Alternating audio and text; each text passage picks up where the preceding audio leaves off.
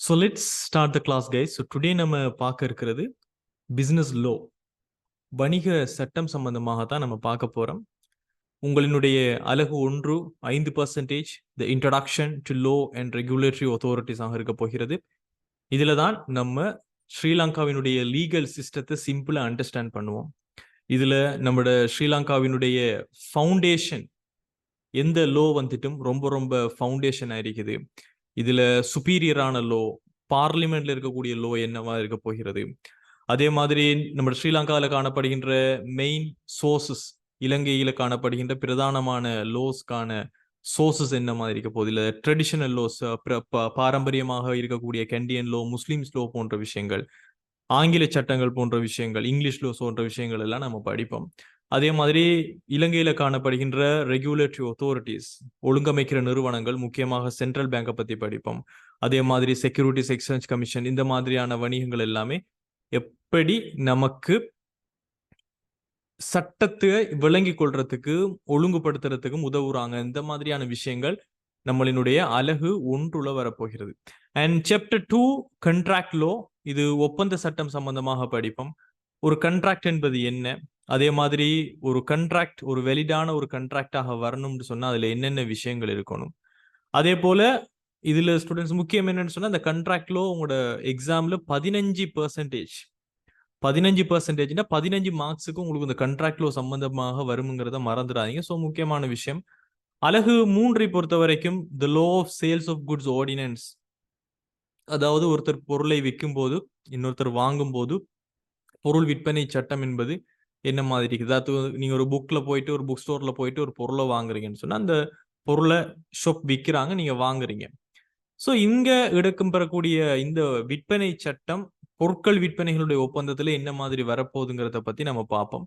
இதுல ஒரு sale of goods, இதுல யாரெல்லாம் இருக்கணும், அதனுடைய எசென்ஷியலான விஷயங்கள் என்ன, முக்கியமாக பொருட்களை பத்தி பார்ப்போம். இப்ப இருக்கிற பொருட்கள், existing goods and future goods, specific goods, ஒரு ரைட்ஸ் ஆஃப் த பையர், ஒரு பையருக்கு என்ன மாதிரியான உரிமைகள் காணப்படுகிறது, ஒரு விற்பவருக்கு என்னென்ன டியூட்டிஸ் இருக்குது, இது போன்ற விஷயம் எல்லாம் நம்ம பார்த்துட்டு, தென் த லோ ஆஃப் ஏஜென்சி, முகவராண்மை சட்டம். இதுல முகவராண்மை ஏஜென்சிங்கிற விஷயத்தை பத்தி நம்ம பார்ப்போம். இதுல பிரின்சிபல்ஸ், ஏஜென்சி தியரி. உதாரணத்துக்கு நீங்க உங்களோட ஃப்ரெண்ட் கிட்ட சொல்றீங்க ஒரு புக்கை வாங்கிட்டு வாங்க உங்களுக்காகன்னு சொன்னா, உங்களோட ஃப்ரெண்ட் உங்களுக்காக போய் ஒரு புக் ஸ்டோர்ல வாங்குறாருன்னு சொன்னா அவர் ஏஜென்ட், நீங்க பிரின்சிபலா இருப்பீங்க. இந்த அழகை பொறுத்த வரைக்கும் ஒரு ஏஜென்சி, இந்த முகவராண்மை என்பது எப்படி உருவாக்கப்படுகிறது, ஒரு முகவரினுடைய கடமைகள் என்ன, ஒரு முகவரினுடைய உரிமைகள் என்ன, ஒரு முதல்வரினுடைய கடமைகள் என்ன, ஒரு முதல்வர் பிரின்சிபலினுடைய உரிமைகள் என்ன போன்ற விஷயங்கள் பார்ப்போம். தென் அலகு 5, இதுல உங்களோட கம்பெனி சட்டமும் இருக்கும், உங்களோட பங்குடைமை சட்டமும் இருக்கும். இதை பத்தி நாம டிஸ்கஸ் பண்ணுவோம்.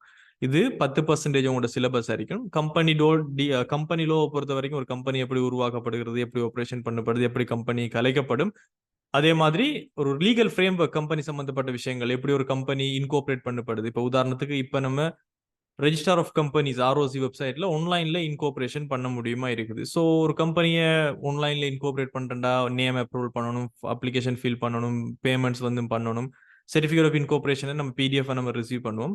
ஸோ என்ன மாதிரி இது நடக்குது, அதனுடைய ப்ராசஸ் சம்பந்தப்பட்ட விஷயங்கள். தென் அலகு 6 உங்களோட சிலபஸ்லேயே ரொம்ப ரொம்ப முக்கியமான ஒரு அலகாக இருப்பது இந்த அலகு 6 அறிக்க போது. இது இன்ட்ரடக்ஷன் டு நெகோஷியபிள் இன்ஸ்ட்ருமெண்ட்ஸ், கைமாற்றத்தகு சாதனங்கள். ஸோ இதுல கைமாற்றத்தகு சாதனங்கள் என்பது என்ன, இந்த ப்ரொமிசரி நோட்ஸ், இந்த செக் சம்பந்தப்பட்ட விஷயங்கள், செக்கை பத்தி நம்ம படிப்போம், நிறைய விஷயங்கள் செக்கை பத்தி படிப்போம். ப்ரொமிசரி நோட்னு சொல்லக்கூடிய வாக்குறுதி பத்திரங்கள், இதெல்லாம் பத்தி பார்ப்போம். இதுல வாக்குறுதி பத்திரங்களினுடைய பண்புகள் என்ன மாதிரி காணப்படுகிறது, இது எப்படி ஒரு பிசினஸ் டிரான்சாக்ஷனுக்கு முக்கியமா காணப்படும், அதனுடைய லீகல் எஸ்பெக்ட்ஸ் என்ன மாதிரி இருக்கின்ற போன்ற விஷயங்கள் அலகு 6ல படிச்சுட்டு, அலகு 7 பொறுத்த வரைக்கும் லேபர் லோ, தொழிற்சட்டங்கள் சம்பந்தமாக படிப்போம். ஸ்ரீலங்காவில தொழிலாளர்களுக்கு என்ன மாதிரியான உரிமைகள் காணப்படுது, அவங்களோட வெல்ஃபேருக்கு என்ன மாதிரி காணப்படுகிறது, எப்படி ஒரு ஃபேரான ஒரு ட்ரீட்மெண்ட் இருக்குது. ஸோ இந்த மாதிரியான கைட்லைன்ஸை இந்த தொழிற்சட்டம் உங்களுக்கு ப்ரொவைட் பண்ணப்படுதா இருக்குது. இப்போ கீயா ஸ்டூடெண்ட்ஸ், நம்ம இதுல முக்கியமாக நிறைய சட்டங்கள் இருந்தாலும் நம்ம பார்க்கறது இந்த employees provident fund, EPF act சம்பந்தமாக நம்ம பார்ப்போம். அதே மாதிரி இந்த பேமெண்ட் ஆஃப் கிராஜுவிட்டி ஆக்ட் சம்பந்தமாக நம்ம பார்ப்போம். எம்ப்ளாய்மெண்ட் ஆஃப் ஒர்க்மேன், இப்படி முக்கியமான சில சில சட்டங்கள் சம்பந்தமாக தான் உங்களோட எக்ஸாம்ஸ்ல வரும். ஸோ இதை பத்தி நம்ம பார்க்குற அழகாக தொழிற்சட்டம் இருக்க போகிறது. அது பிறகு அலகு 8 காப்புறுதி, வாடகை கொள்வனவு, குத்தகை சட்டங்கள் போன்றது. இந்த அலகு 8 பொறுத்த வரைக்கும் இன்சூரன்ஸ் லோ என்பது என்ன, அதனுடைய கீயான பிரின்சிபல்ஸ் என்ன மாதிரி இருக்க போகிறது, அதே போல ஹையர் பர்ச்சேஸ் என்று சொல்லக்கூடிய வாடகை கொள்வனவு, அது பிறகு லீசிங். இந்த 3 சட்டம், அதனுடைய இம்பார்ட்டன்ஸ், அதனுடைய இம்ப்ளிகேஷன்ஸ் இதெல்லாம் நம்ம பார்த்து முடிச்சோம்னா அலகு 8 நமக்கு முடியும். அலகு 9 உங்களோட இன்டர்நேஷனல் ட்ரேட் சம்பந்தப்பட்டது. இதுல சர்வதேச வர்த்தகத்துக்கான அறிமுகம், ஒரு இன்டர்நேஷனல் ட்ரேட் ஒன்று நடக்கணும்னு சொன்னா அதுக்கான பேசிக்ஸ் என்ன, ஒரு இன்டர்நேஷனலாக யூஸ் பண்ணக்கூடிய எக்ரிமெண்ட்ஸ் என்ன மாதிரி இருக்க போகிறது, இந்த மாதிரியான விஷயங்கள் ஃபுல்லா நாம இன்டர்நேஷனல் ட்ரேட்ல படிச்சுட்டு ஃபைனலி 10வது அலகு வந்து பாத்தீங்கன்னு சொன்னா ஒஃபென்சஸ் ரிலேட்டட் டு பிசினஸ் என்வாயரன்மெண்டாக இருக்க போகிறது. ஸோ ஒஃபென்சஸ் சொன்னா என்னென்ன குற்றங்கள் வணிகத்தோட சம்பந்தப்படுகிறது, அதோடு சம்பந்தப்படுகின்ற சட்டங்கள் சம்பந்தமாக இருக்க போகிறது. ஸோ ஆல்மோஸ்ட் உங்களுக்கு ஒரு 10 அலகுகளை கொண்டதாக இருக்க போகிறது உங்களினுடைய இந்த லோ பாடம். ஸோ இது நம்மளுடைய ஒரு சிலபஸினுடைய ஓவர்வியூவாக இருக்கிற விஷயமா இருக்குது. இதன் அடிப்படையில் ஸ்டூடெண்ட்ஸ் உங்களுடைய மெயின் சிலபஸ்ல இருக்கக்கூடிய அலகு 1 சட்டத்துக்கான அறிமுகம், introduction to low and regulatory authorities, ஒரு சட்டத்துக்கான அறிமுகமும் அதே மாதிரி ஒழுங்குபடுத்தல் நிறுவனங்களுக்கான அறிமுகமாகவும் இந்த சிலபஸ் இருக்கும். ஸோ இந்த யூனிட் 1 ஓவர்வியூ நீங்க பாத்தீங்கன்னு சொன்னா, இந்த யூனிட் 1ல என்னென்ன விஷயங்கள் உள்வாங்கப்பட்டிருக்குன்னு சொன்னா, நான் இந்த யூனிட் 1 4 விஷயமாக நான் உங்களுக்காக பிரிச்சிருக்கிறேன். இந்த சிலபஸ் ஓவர்வியூ உங்களுக்கு 4 அம்சமாக நான் பிரிக்கிறேன். முதலாவது இன்டர்பிரிட்டேஷன் ஆஃப் லோ, ஒரு சட்டம் என்பதை நீங்க விளங்கிக் கொள்ளணும். அதுக்கு பிறகு இலங்கையில காணப்படுகின்ற பல்லின சட்ட முறைமையினான the pluralistic, right? The pluralistic legal system of Sri Lanka, இதை பத்தி நம்ம தெரிஞ்சுக்கொள்ளணும். Then the judicial system of Sri Lanka, இலங்கையினுடைய நீதிமன்ற முறைமைகள் சம்பந்தமாகவும் functions of the regulatory institutions, ஒழுங்குபடுத்தும் நிறுவனங்களுடைய தொழிற்பாடுகள் சம்பந்தமாக நம்ம பார்ப்போம். ஸோ முதலாவது இந்த சட்டம் என்பதை நீங்க விளங்கிக் கொள்ளணும்னு சொன்னா ஸ்டூடெண்ட்ஸ், நீங்க இதுல என்னென்ன விஷயங்களை நீங்க தெரிஞ்சுக்கொள்ளணும்னு சொன்னா சட்டத்தினுடைய வகைகள் சம்பந்தமாக நம்ம தெரிஞ்சுக்கொள்ளணும். இப்ப சட்டத்தினுடைய வகைகள் என்று சொல்லும் போது நம்ம நாட்டுல சிவில் லோ என்று சொல்லக்கூடிய ஒரு சட்டமும் இருக்கிறது, கிரிமினல் லோன்னு சொல்லக்கூடிய இந்த சட்டமும் இருக்குது. ஸோ சிவில் லோ, கிரிமினல் லோன்னு சொல்லி நம்ம பிரிச்சு பார்ப்போம். அதே போல அது பிறகு சப்ஸ்டான்ஷியல் லோ, ப்ரொசீஜரல் லோன்னு சொல்லி நம்ம படிப்போம். டொமஸ்டிக் லோ, இன்டர்நேஷனல் லோ, உள்நாட்டு சட்டம், சர்வதேச சட்டம் சம்பந்தமாக, பர்சனல் லோ அண்ட் காமன் லோன்னு சொல்லக்கூடிய தனிப்பட்ட மற்றும் பொது சட்டம் சம்பந்தமாகவும் நம்ம பார்க்க போறோம் இன்னைக்கு. அதே மாதிரி சோர்சஸ் ஆஃப் லோ, ஒரு சட்டம் எங்க இருந்து எல்லாம் வருகிறது, எதனையெல்லாம் நம்ம சட்டமாக கருதலாம்னு சொன்னா இதுல அரசியல் அமைப்பை பத்தியும், ஸ்டெட்யூஸ்னு சொல்லக்கூடிய நியதி சட்டங்கள் போன்ற விஷயங்கள், அதே மாதிரி ஸ்டேட் டிசீசஸ் ஜட்ஜ்மெண்ட்ஸ், வழக்குகள் தீர்க்கப்பட்டது, அதே போல கஸ்டம்ஸ், வழக்காறுகள், சட்ட வல்லுநர்களின் கருத்துக்கள், இது எல்லாமே எப்படி ஒரு சட்டத்தினுடைய ஒரு சோர்சஸாக வரப்போகுதுங்கிற விஷயம் எல்லாம் நம்ம டுடே கிளாஸ்ல பார்ப்போம். தென் அது பிறகு இந்த அலகு 1ல நீங்க இலங்கையினுடைய பல்லின சட்ட முறைமை சம்பந்தமாக நீங்க படிப்பீங்க. இந்த இலங்கையினுடைய பல்லின சட்ட முறைமையில சிறப்பு சட்டங்கள் என்ன மாதிரி காணப்படுகிறது, அல்லது விசேட சட்டம் என்பது, பொது சட்டம் என்று சொல்லக்கூடிய கொமன் லோ இலங்கையில என்னவாக கருதப்படுகிறது, தென் அது பிறகு ரெசிச்சுவரி லோ என்று சொல்லக்கூடிய நிரப்பு சட்டம் அல்லது மீள் நிரப்பு சட்டம், கெண்டியன் லோ, தேசவளமை லோ, இஸ்லாமிய சட்டமான முஸ்லீம் லோ, ரோமன் டச் லோ, ஆங்கில சட்டம் எல்லாம் நீங்க இலங்கையினுடைய பல்லின சட்ட முறைமைக்குள்ள நம்ம படிப்போம். தென் ஜுடிஷியல் சிஸ்டம், இலங்கையினுடைய நீதிமன்ற முறைமையை நம்ம பார்க்கும்போது இலங்கையில தற்போதைய நீதிமன்ற முறைமை என்ன முறைமையாக காணப்படுகிறது, அதே போல ஹைராக்கி, ஒவ்வொரு வழக்குகளுக்கும் என்னென்ன கோர்ட்டுக்கு ஃபர்ஸ்ட்டுக்கு போகணும், அது பிறகு அடுத்த நீதிமன்றம், அதுக்கு பிறகு அடுத்த நீதிமன்றங்கள். சோ ஒரு சிவில் கேசஸ், குடியியல், சிவில் கேசஸ், கிரிமினல் கேசஸ் 2 பார்ப்போம். குடியியல் வழக்குகள், குற்றவியல் வழக்குகள். ஸோ சிவில் கேசஸ்க்கு எந்த ஹைராக்கி, எந்த கோர்ட்டுக்கு ஃபர்ஸ்ட்டுக்கு போகணும், அதுக்கு அடுத்ததுல நம்ம அதுல தீர்ப்பு நமக்கு சாட்டிஸ்ஃபை இல்லையா, அதுக்கு அடுத்தது. ஸோ அந்த முறைமை நமக்கு தெரிஞ்சிருக்கணும். அதே போல judicial hierarchy of criminal case, குற்றவியல் வழக்குகளுக்காக எந்த கோர்ட்டுக்கு ஃபர்ஸ்ட்டுக்கு போகணும், அடுத்த கட்டமாக எதுக்கு போகணும், அதே போல வர்த்தக பிணக்குகள் 5 மில்லியனுக்கு மேற்பட்டதாக இருந்தால் என்ன போகணும். தென் முக்கியமாக சுப்ரீம் கோர்ட் என்பது என்ன, அவங்களுக்குரிய பவர், கோர்ட் ஆஃப் அப்பீல் என்று சொல்லக்கூடியது மேன்முறையீட்டு நீதிமன்றம், ஹைகோர்ட் என்று சொல்லக்கூடிய உயர் நீதிமன்றம், கமர்ஷியல் ஹைகோர்ட் வர்த்தக மேல் நீதிமன்றம், ப்ரொவின்சியல் சிவில் அப்பலேட் ஹைகோர்ட் மாகாண குடியியல் மேன்முறையீட்டு மேல் நீதிமன்றம், மாவட்ட நீதிமன்றம், நீதவான் நீதிமன்றம் போன்றவை என்ன, அவங்களுக்கு என்னென்ன பவர்கள் காணப்படுகிறது.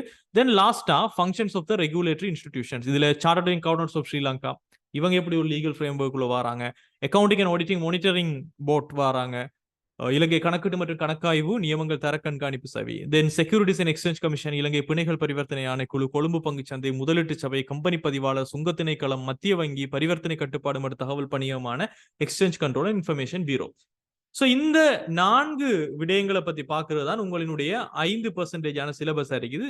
இது வந்து சிம்பிள் ஸ்டூடெண்ட்ஸ், இது பாடமாக்கி வச்சிருக்கிற ஒரு விஷயம் இல்லை. இந்த அலகு பொறுத்த வரைக்கும் ஜஸ்ட் நீங்க விஷயங்களை தெரிஞ்சு கொள்றதுதான் பெரும்பாலும் MCQs ஒரு 2-3 மார்க்ஸுக்கு வரும். பிகாஸ் ஒட்டுமொத்தமாகவே 5% தான். ரைட். ஸோ இந்த யூனிட் 1 ஒப்ஜெக்டிவ் ஸ்டூடெண்ட்ஸ் நான் மறுபடியும் உங்களுக்கு நான் ஐடென்டிஃபை பண்றேன். முதலாவது, identify the constitution and its roles. அரசியலமைப்பு என்பது என்ன, அதை அடையாளம் காணணும் நீங்க. அதே போல different branches of law and legal system. இலங்கையில காணப்படுகின்ற லீகல் சிஸ்டத்துல என்னென்ன பிரான்ச்சஸ் இருக்குது, அதனுடைய சட்ட முறைமை நீங்க விளங்கணும், நீதிமன்ற முறைமை நீங்க விளங்கணும். அதே போல கணக்கீடு மற்றும் வணிக நிறுவனங்கள் தொடர்பில் கணக்கீடு மற்றும் வணிகம் தொடர்பில் ஒழுங்குபடுத்தும் நிறுவனங்கள் அவற்றை அடையாளம் கண்டு அவற்றை தொடர்புபடுத்தல. So identify the constitution and its role. இதுதான் இங்க முக்கியமான ஒரு விஷயமா இருக்க போகிறது.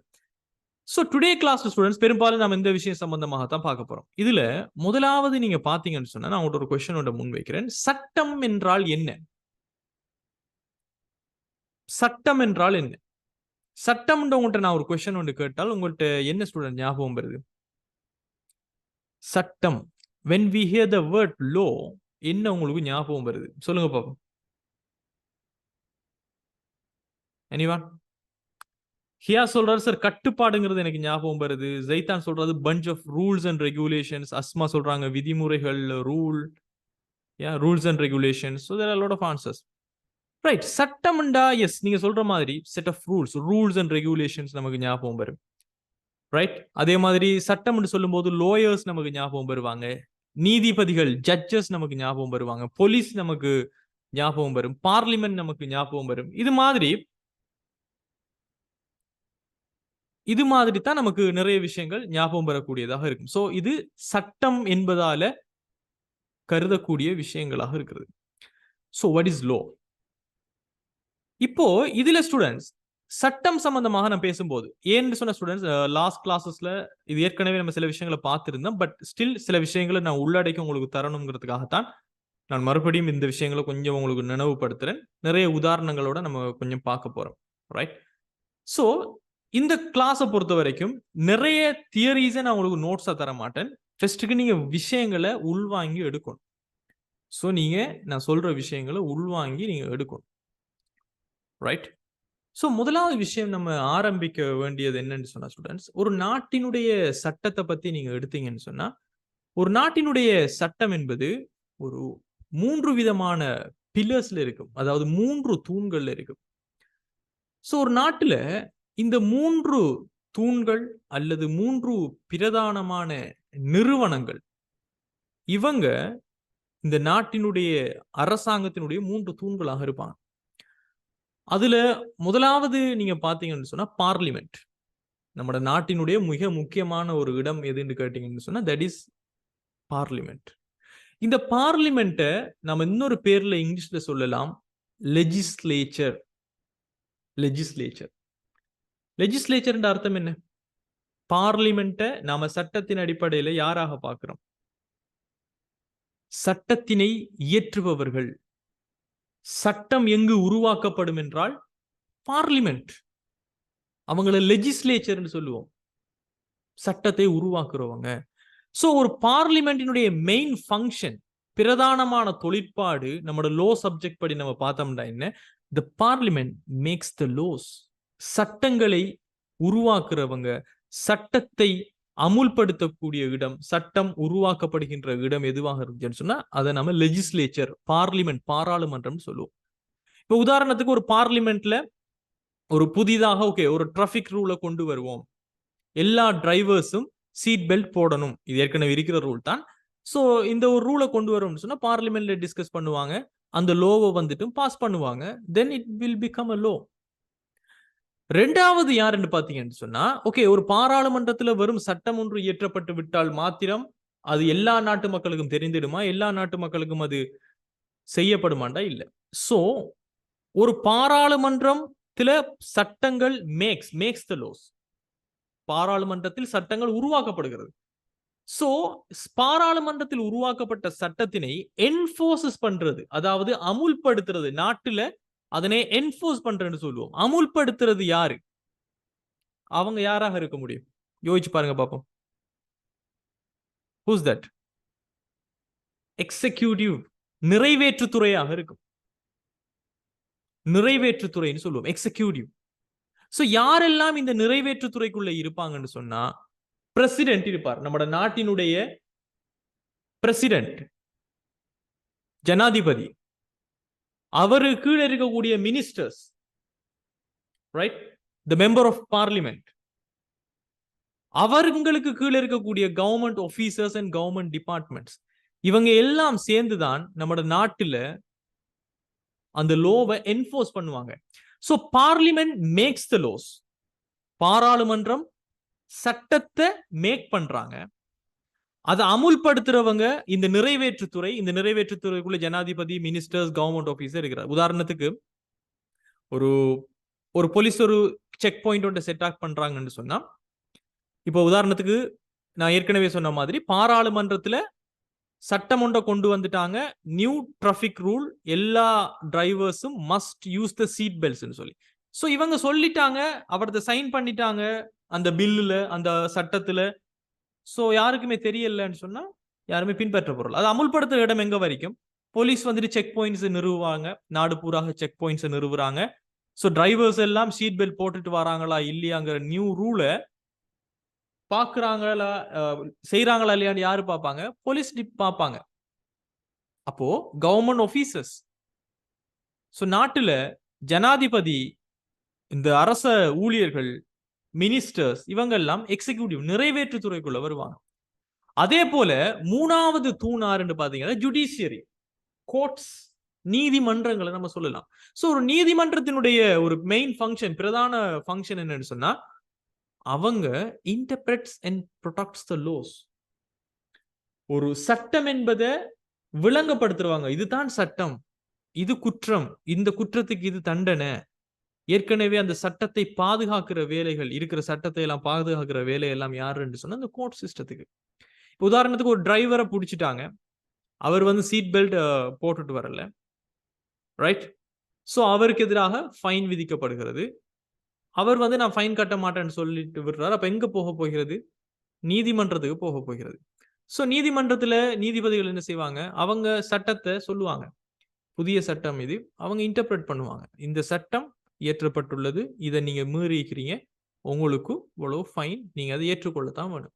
சோ இது என்ன சொல்லுது? ஜுடிஷியரி. அப்போ இந்த மூணு பில்லர்ஸும் ஒரு நாட்டினுடைய மிக முக்கியமான தூண்களாக இருக்க போகிறது. சோ மூன்று பேரும் யார் என்ன சொல்லித்தாரன்? முதலாவது லெஜிஸ்லேச்சர்ஸ், பாராளுமன்றம், சட்டம் உருவாக்கப்படுகின்ற இடம். நிறைவேற்றுத்துறை, ஜனாதிபதி, மினிஸ்டர்ஸ், கவர்மெண்ட் ஆபீசர்ஸ், சட்டத்தை அமுல்படுத்தக்கூடிய துறை. நீதிமன்றங்கள் சட்டத்தை பாதுகாத்து சட்டத்தை இன்டர்பிரட்ஸ், விபரிக்கக்கூடிய ஒரு துறை. இந்த மூன்று துறைகளும் இருந்தால்தான் சட்டம் என்பது உருவாக்கப்பட்டு அமுல்படுத்தப்பட்டு அவை விபரிக்கப்படக்கூடியதாக இருக்கும். So parliament and executive and courts or ஜுடிஷியரியாக இருக்க போகிறது. Is it clear all of you? இது உங்களுக்கு புரியுதா? இதெல்லாம் எம்சிக்யூல கேட்கும் போது இந்த சார் சொன்ன இந்த விளக்கம் எல்லாம் உங்களுக்கு நினைவுல இருக்கும்.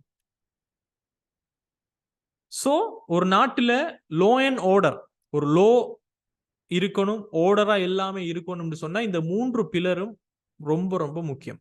ஏன்? ஒரு லெஜிஸ்லேச்சர், அதாவது சட்டவாக்கத்துறை, பாராளுமன்றத்தை நீங்க எடுத்தீங்கன்னு சொன்னா, the laws are current and relevant to the needs of society. ஒரு சமூகத்துக்கு இந்தந்த சட்டங்கள் கட்டாயமாக தற்போதைக்கு தேவை, பொருத்தமாக இருக்குதுங்கிறத யாரு உறுதிப்படுத்தணும்னா சட்டவாக்கத்துறை. யாரு? பாராளுமன்றம், லெஜிஸ்லேச்சரா இருக்க போறாங்க. உதாரணத்துக்கு இன்னொரு உதாரணம் நான் சொல்றேன். இப்ப நம்ம நாட்டுல சைபர் கிரைம்ஸ் எல்லாம் இப்ப அதிகமாயிட்டு வைங்களேன். இப்ப யாருமே ஒரு பொருளை திருடணும்னு சொன்னா குயிக்காக பேங்க்ல போயிட்டு ரொபரி பண்றதோ அல்லது கடையில போய் கொள்ளையடிக்கிற சிஸ்டம் எல்லாம் இல்லை. இப்ப சைபர் கிரைம்ஸ். அப்போ இப்போதைய நடைமுறைக்கு சைபர் கிரைம்ஸ் எல்லாம் அதிகரிச்சுட்டு போகுது. அப்போ parliament might pass new laws to address this issue. புதிய ஒரு சட்டத்தை யாரு கொண்டு வரணும்னா பாராளுமன்றத்துல கொண்டு வரணும். பிகாஸ் இந்த பிரச்சனையை நாம கண்டுபிடிச்சு, குற்றத்தை கண்டுபிடிச்சாலும் என்ன இதுக்கு தீர்வு, இதுக்கு ஒரு சட்டம், இதுக்கு என்ன குற்றம், இதுக்கான தண்டனை எதுவுமே இல்லாட்டி அவங்க தப்பிச்சுட்டு போயிடுவாங்க. சோ இப்படி ஒரு பிரச்சனையை பாராளுமன்றம் யார் மூலமாக செய்யப்படும்? அங்க இருக்கிற மினிஸ்டர்ஸ் கொண்டு வரணும், அதை ஒரு விவாதிக்கணும், அதற்காக ஒரு சட்டம் ஒன்று இயற்றப்படுங்கிற தேவையை அங்க உணர்த்தணும். சோ சட்டவாக்கத்துறையான பார்லிமெண்ட்ல தான் இந்த சட்டம் உருவாக்கப்படும். அதே விஷயத்தை நம்ம எக்ஸிகியூட்டிவான நிறைவேற்றுத்துறை, அதாவது ஜனாதிபதி, அவருக்கு இருக்கக்கூடிய மினிஸ்டர்ஸ், கவர்மெண்ட் ஆபீசர்ஸ், இவங்க அதை என்ஃபோர்ஸ்மெண்ட் பண்ணாட்டி, அவங்க இதை நிலைநாட்டுறதுக்கு முன் வராட்டி ஜஸ்ட் பார்லிமெண்ட் ஒரு வேஸ்டான ஒரு இடமா போயிடும். So laws are just a words on paper. எப்போ இந்த நிறைவேற்றுத்துறை என்பது இல்லாவிட்டால். ஸோ எக்ஸிக்யூட்டிவ் துறை தான் மேக் ஷுவர் பண்ணணும் பப்ளிக் வந்துட்டும் இந்த விதிகளை மீறாமலுக்கு இருக்கணும். இந்த சைபர் கிரைம் சம்பந்தப்பட்ட விஷயங்களை மீறாம இருக்கணும். ஸோ அதுக்கு எக்ஸிக்யூட்டிவ் துறை என்ன செய்யலாம்? இப்போ யார் சரி சைபர் கிரைம்ல ஹேக்கிங் சம்பந்தப்பட்ட விஷயங்கள்ல யார் சரி பிடிப்பட்டாங்கன்னு சொன்னா போலீஸ்ங்கிறவங்க யாரு? ஒரு எக்ஸிக்யூட்டிவ், ஒரு நிறைவேற்றுத்துறைக்குள்ள இருக்கக்கூடிய ஒரு கவர்மெண்ட் ஆபீசர்ஸ். அவங்க அந்த இண்டிவிஜுவலை அரெஸ்ட் பண்றாங்கன்னு சொன்னா அங்க நிறைவேற்றுத்துறையினுடைய வேலை நடக்குது. சோ அதே மாதிரி ஜுடிஷியரி இப்ப நீங்க இதே உதாரணத்தை இங்க எடுத்தீங்கன்னு சொன்னா இப்போ அந்த ஹேக்கர் நினைக்கிறாரு நான் வந்து அரெஸ்ட் பண்ணப்பட்டது உண்மையிலே எனக்கு அன்ஜஸ்ட், அதாவது நீதி இல்ல, நான் நியாயம் இல்ல அப்படின்னு நினைச்சாருன்னு சொன்னா அவர் என்ன செய்யலும்? கோர்ட்ஸ்ல போயிட்டு அப்பீல் பண்ண முடியும், மேன்முறையீடு செய்ய முடியும். அப்போ அது என்ன செய்யப்படுகிறதுனா it insures justice by interpreting the law. இந்த லோ வந்துட்டு சரியா பிழையாங்கிறத விபரிக்கக்கூடிய ஒரு இடமாக நீதிமன்றங்கள் இருக்கிறது. எனவே students, law is the foundation of any civilise society. சட்டம் என்பது எந்த ஒரு சிவிலைஸ்டான நாங்க வளர்ந்து வரக்கூடிய ஒரு சமூகத்தினுடைய ஒரு வெரி வெரி ஃபவுண்டேஷனா இருக்கிறது தான் இந்த லோன்னு சொல்லக்கூடிய சட்டம். இது முக்கியமாக நிறைய கைடன்ஸை கொடுக்குது. நம்ம என்னத்தை செய்யணும், ரைட்? ஒரு தனிநபருக்கு என்ன உரிமைகள் இருக்கிறது, என்ன கடமைகள் இருக்கிறது, இந்த 3 பில்லர்ஸ் மூலமாக லெஜிஸ்லேச்சரான சட்டவாக்கத்துறையான பாராளுமன்றம், அதனை நிறைவேற்றக்கூடிய ஜனாதிபதி, மினிஸ்டர்ஸ், கவர்மெண்ட் ஆபீசர்ஸ், தென் நீதித்துறையான ஜுடிஷியரி, அதாவது கோர்ட் சிஸ்டம். இவங்க 3 பேரும் ஒன்றாக வேலை செய்யும் போதுதான் உருவாக்கப்பட்ட லோஸ் அமுல்படுத்தப்பட்டு நியாயமான முறையில யாராருக்கெல்லாம் அது கொடுக்கப்பட வேண்டுமோ நீதித்துறை மூலமாக, கோர்ட் சிஸ்டம் மூலமாக கொடுக்கப்படும். ஒரு சிட்டிசனா நாம இந்த இன்ஸ்டிடியூஷன்ஸ், இந்த நிறைவேற்றுத்துறை, இந்த சட்டவாக்கத்துறை, முக்கியமாக இந்த கோர்ட் சிஸ்டம், இதையெல்லாம் நாம புரிஞ்சு வச்சுக்கிறது ரொம்ப ரொம்ப முக்கியமான ஒரு விஷயம்ங்கிறத மறந்துடாதீங்க, ரைட்? ஸோ இதன் அடிப்படையில் ஸ்டூடெண்ட்ஸ், இந்த சட்டம் என்பதற்கு என்ன நாம ஒரு டெஃபினிஷன் ஒன்று கொடுக்கலாம் அப்படின்னு பாத்தீங்கன்னு சொன்னா, சட்டம், the law is the reason unaffected by desire. The law is the order of autocratic stimulated by penalty. Law is the set of rights and obligation created by the state. இதெல்லாம் ஒவ்வொருத்தரும் கொடுக்கக்கூடிய வரைவிலக்கணங்கள். சிம்பிளா ஸ்டூடெண்ட்ஸ், யாரெல்லாம் என்ன சொல்லிட்டு போனாலும் ஒரு low என்பதுக்கு நாம ஒரு பொதுவான ஒரு வரைவிலக்கணம் ஒன்று நாம எடுத்தோம்னு சொன்னா it's a set of rules, right? It is a set of rules established to regulate the administration and order of a society. இதை நம்ம சிம்பிளா சொல்லலாம். சில விதிமுறைகள் உருவாக்கப்பட்டு அமுல்படுத்தப்படுகிறது. அதே சமயம் அந்த உருவாக்கப்பட்ட விதிமுறைகள் சரியாக கவனிக்கப்படுதான்னு சொல்லி ரெகுலேஷன் ஒழுங்கமைக்கப்படுகிறது. என்னத்துக்காக? ஒரு சமூகத்துல எல்லா விஷயங்களும் ஆர்டரா இருக்குதா? So law is a set of rules which can be regulated for the administration and proper lifestyle of a society. ஒரு சமூகம் சரியான ஒரு வாழ்க்கை முறையில இருக்கிறாங்களா, அவங்களுடைய அடிப்படையான உரிமைகள் இருக்கிறதா என்பதை பார்க்கக்கூடிய ஒரு இடமாகத்தான் இந்த சட்டத்தை நம்ம பார்க்கலாம். சிம்பிளா சட்டம் என்பது ஒரு தொகுதி விதிமுறைகள், அது முறையான வாழ்க்கை முறைக்கும் ஒரு சமூகம் நிர்வாகத்துக்கும் ஒழுங்கமைக்கப்பட்டுள்ளது என்று சொல்லலாம். சோ ஒரு சட்டத்தினுடைய நோக்கம் என்பது students, laws provide a framework, right? ஒரு சொசைட்டிக்குள்ள எது அங்கீகரிக்கப்பட்டது, எது அங்கீகரிக்கப்படாதது என்று சொல்லக்கூடிய ஒரு பிஹேவியருக்கு கைட் பண்ணக்கூடிய ஒரு விஷயமாக நம்ம சட்டத்தை பார்க்கலாம். உதாரணத்துக்கு நான் சொல்றேன்னு சொன்னா, ஸ்பீட் லிமிட்ஸ் நம்ம பார்த்திருக்கோம். ரோட்ல போகும்போது நெடுஞ்சாலைகள், நம்ம டோல் ரோட்ஸ்ல போனாலும் ஒவ்வொருலையும் 100 கிலோமீட்டர் per hour, 120, இந்த இடத்துல ஸ்லோ டவுன் பண்ணுங்க, 60 கிலோமீட்டர் per hour சொன்னா it's a rule, right? So speed லிமிட்ங்கிறது ரோட்ல செட் பண்ணப்படுது. என்னத்துக்காக? டிரைவர்ஸினுடைய சேஃப்டிக்காக. பிகாஸ் இந்த ரோட்ல இதுல போறது நியாயம், இதுதான் ரூல். சோ அது ஒரு கைடிங்கான ஒரு பிஹேவியர், இது ஒரு சட்டம்.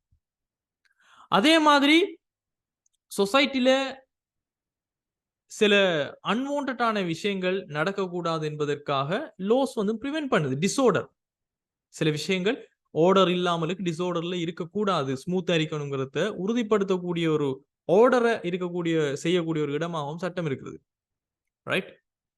உதாரணத்துக்கு ஒரு ப்ராப்பர்ட்டி ஒன்று இருக்குதுன்னு சொன்னா அது உங்களினுடைய இடம் தான், உங்களினுடைய காணி தான், உங்களுடைய வீடு தான் என்பதற்கு யாரு உறுதி தாராங்க?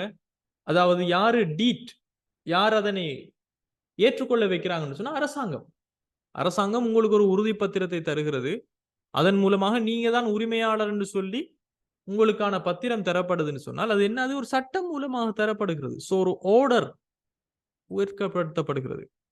அதே மாதிரி ஒரு சிட்டிசன்ஸினுடைய ரைட்ஸ், ஒரு சிட்டிசன் என்பவங்க நம்ம நாட்டினுடைய பிரஜைகள். சோ அவங்களுடைய உரிமைகள் வந்து பாதுகாக்கப்படுகிறது. எப்படி? லேபர்ஸ் லாஸ் என்று சொல்லி உருவாக்குறாங்க. சோ இந்த தொழிற்சட்டம் என்பது வேலை செய்யக்கூடிய அனைவரினுடைய ஓவர் ஒர்க் இருக்கக்கூடாது, அண்டர் பெய்ட் இருக்கக்கூடாது. இந்த மாதிரியான விஷயங்கள் எல்லாம் ஒரு சரியான விதிமுறைகளோடு ஒரு நல்ல வாழ்க்கை ஸ்டைலோட நம்ம இருக்கணும், இந்த சொசைட்டி ஒரு ஆர்டர்ல இருக்கணும்னு சொன்னா we must need rules and regulations and laws. அதே போல தான் நான் சொன்ன மாதிரி enforcement of law, ஒரு சட்டத்தை நிலைநாட்டும் போது, உதாரணத்துக்கு ஒருத்தர் களவு எடுத்துட்டாருன்னு வைங்களேன், someone commits a theft, ஒரு களவு விஷயத்துல அவர் ஈடுபடுத்திட்டார். சோ அவங்கள அரெஸ்ட் பண்ணி அவங்க லீகலான கன்சிக்வன்சஸ் என்ன இருக்குதோ அதனை அவங்க அடைஞ்சே தானே ஆகணும். அது என்ஃபோர்ஸ்மெண்ட் ஆஃப் லா. சோ ஒரு கவர்மெண்ட் சட்டத்தை உருவாக்கி விட்டு மட்டும் இருக்கக்கூடாது, மேக் பண்றது மட்டும் அவங்களோட வேலை இல்லை. They have to enforce that law. So இதன் மூலமாக சொசைட்டில வந்துட்டு ஒரு கைடன்ஸ் ஒன்று இருக்கும். யாராவது இந்த ரூல்ஸை வயலேட் பண்ணாங்கன்னு சொன்னா அவங்க பனிஷ் பண்ணுவாங்க என்பது. அதே மாதிரி ஸ்டூடெண்ட்ஸ், ரொம்ப ரொம்ப முக்கியமான ஒரு விஷயம் என்னன்னு சொன்னா, one of the foundational principle in law, சட்டத்துல இருக்கக்கூடிய மிக மிக ஃபவுண்டேஷனான ஒரு விஷயம் என்னன்னு சொன்னா, ignorance of the law is no excuse. நீங்க எனக்கு சட்டம் தெரியாது, எனக்கு இதை பத்தி தெரியாது, புரியாது, எனக்கு இதெல்லாம் தெரியாம வந்துட்டேன்னு நீங்க சொல்ல முடியாது. ரைட்? உதாரணத்துக்கு நோ பார்க்கிங் போர்ட் போட்டு இது நீங்க பார்க்கல, நீங்க போயிட்டு காரை பார்க் பண்ணிட்டு வந்துட்டீங்க, உங்களுக்கு ஃபைன் போடும்போது இல்ல எனக்கு தெரியாது, நான் போர்டை கவனிக்கல நீங்க சொல்ல முடியுமா? சொல்ல முடியுமா ஸ்டூடெண்ட்ஸ்? நோ. நீங்க ஃபைன் கட்டித்தானே ஆகணும். எனவே every citizens regardless of their background to education, அவங்க படிச்சவங்களா இருக்கலாம், படிக்காதவங்களாக இருக்கலாம், அவங்க ஒரு பெரிய பேக்ரவுண்ட்ல இருக்கலாம், இல்லாமல் இருக்கலாம். It is expected to know and follow the law. அவங்களுக்கு லோ தெரியும் என்கின்ற அடிப்படையில தான் சட்டம் என்பது பின்பற்றப்படும். சோ எனக்கு தெரியாது என்று சொல்லி நீங்க லோவில் இருந்து தப்பிக்க முடியாது. சரியா? சோ இந்த ஒரு எடுகோலின் அடிப்படையில் தான் சட்டங்கள் எல்லாமே உங்கள் மீது பிரயோகிக்கப்படும். சோ ஒவ்வொரு தனிப்பட்டவர்களும் இதனை புரிந்திருப்பது ரொம்ப ரொம்ப முக்கியம். எவ்ரி இண்டிவிஜுவல்ஸ் இது சம்பந்தமாக தெரிஞ்சிருக்கணும். ரைட்? உதாரணத்துக்கு பாத்தீங்கன்னு சொன்னா ஒரு பிசினஸ் ஓனர் எடுத்துக்கொள்ளுங்க. சோ அவரு வணிகம் தொடர்பான எல்லா சட்டங்களையும் அவேரா இருக்கிறது ரொம்ப ரொம்ப முக்கியம். ஏன்னு சொன்னா அவர் ஒரு கம்பெனியை நடத்துறார், அந்த கம்பெனியுடைய செயற்பாடுகள், அதனுடைய லீகல், இதெல்லாம் புரிஞ்சிருக்கிறது ரொம்ப ரொம்ப முக்கியம். எனக்கு தெரியாது, நான் அக்கவுண்ட்ஸ் ப்ரிப்பேர் பண்ணணும் எனக்கு தெரியாதுன்னு சொல்லி ஒரு கம்பெனி ஓனர் சொல்ல முடியாது. எனக்கு 2007ஆம் ஆண்டு 7ஆம் தேதி கம்பெனி சட்டம் தெரியாதுன்னு சொல்ல முடியாது. சோ ஒரு லோ என்பது ஒரு சமூகத்தினுடைய முதுகெலும்பு போன்று.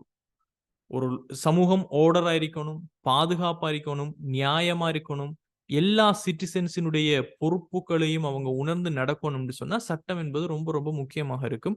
அதே மாதிரி சட்டம் தெரியாது என்று சொல்லி இக்னோர் பண்றதால நாம அதனுடைய விளைவுகளில் இருந்து தப்பித்துக் கொள்ள முடியாது என்பதை நினைவு வச்சுக்கொள்ளுங்க. ஓகே. சோ இது சட்டம் சம்பந்தமாக நான் உங்களுக்கு தரக்கூடிய ஒரு விஷயம். சோ சட்டம் என்றால் என்ன என்று உங்களுக்கு தெரியும். What is law? ரைட்? தென் அடுத்த விஷயம் நம்ம பார்த்தோம்னு சொன்னா சட்டத்தினுடைய வகைப்படுத்தலை பத்தி நம்ம பார்க்கிறோம். கிளாசிபிகேஷன் ஆஃப் லா.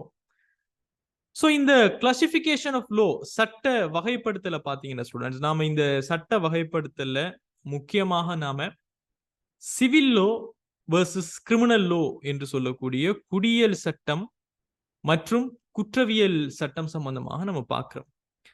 இந்த குடியியல் சட்டம் மற்றும் குற்றவியல் சட்டம் சம்பந்தமாக நாம என்ன விஷயங்கள் நம்ம பார்க்க போறோம். ரைட்? முதலாவது ஸ்டூடெண்ட்ஸ், இதுக்கு நான் சில விஷயங்களை, விளக்கங்களை, நான் உதாரணங்களை உங்களுக்கு நான் சொல்லிடுறேன். அது பிறகு நாம நோட்ஸை பார்க்கிறேன். சோ நான் சொல்ற விஷயங்களை கொஞ்சம் கூர்ந்து லிசன் பண்ணுங்க. ஒரு சிவில் லோ என்பது it deals with disputes between individuals or entities. ஒரு 2 தனிநபர்கள் இருக்கிறாங்க, அந்த 2 தனிநபர்களுக்கு இடையில வரக்கூடிய பிரச்சனைகளை டீல் பண்ணும். அல்லது 2 நிறுவனங்கள் இருக்கிறாங்க, அந்த 2 நிறுவனங்களுக்குள்ள மட்டும் தொடர்புடைய பிரச்சனைகளை இந்த சிவில் லோங்கிற விஷயம் வந்துட்டு இத நம்ம குடியியல் சட்டங்கள் அப்படின்னு சொல்லுவோம். சோ இந்த குடியியல் சட்டங்கள் மூலமாக ஒருத்தர் அவருக்கு தேவையான விஷயத்த நம்ம எனக்கு ஒரு நீதி கிடைக்கணும், எனக்கு ஒரு ஜுடிஷியரி கிடைக்கணும், நியாயாதிக்கம் கிடைக்கணும்னு வாராருன்னு சொன்னா அவர பிரச்சனைக்கான தீர்வு என்னன்னா கம்பன்சேஷன் இருக்கு. அவருக்கு ஒரு இழப்பீடை பெற்றுக்கொள்வதுதான் அவருடைய நோக்கம் இருக்கும்.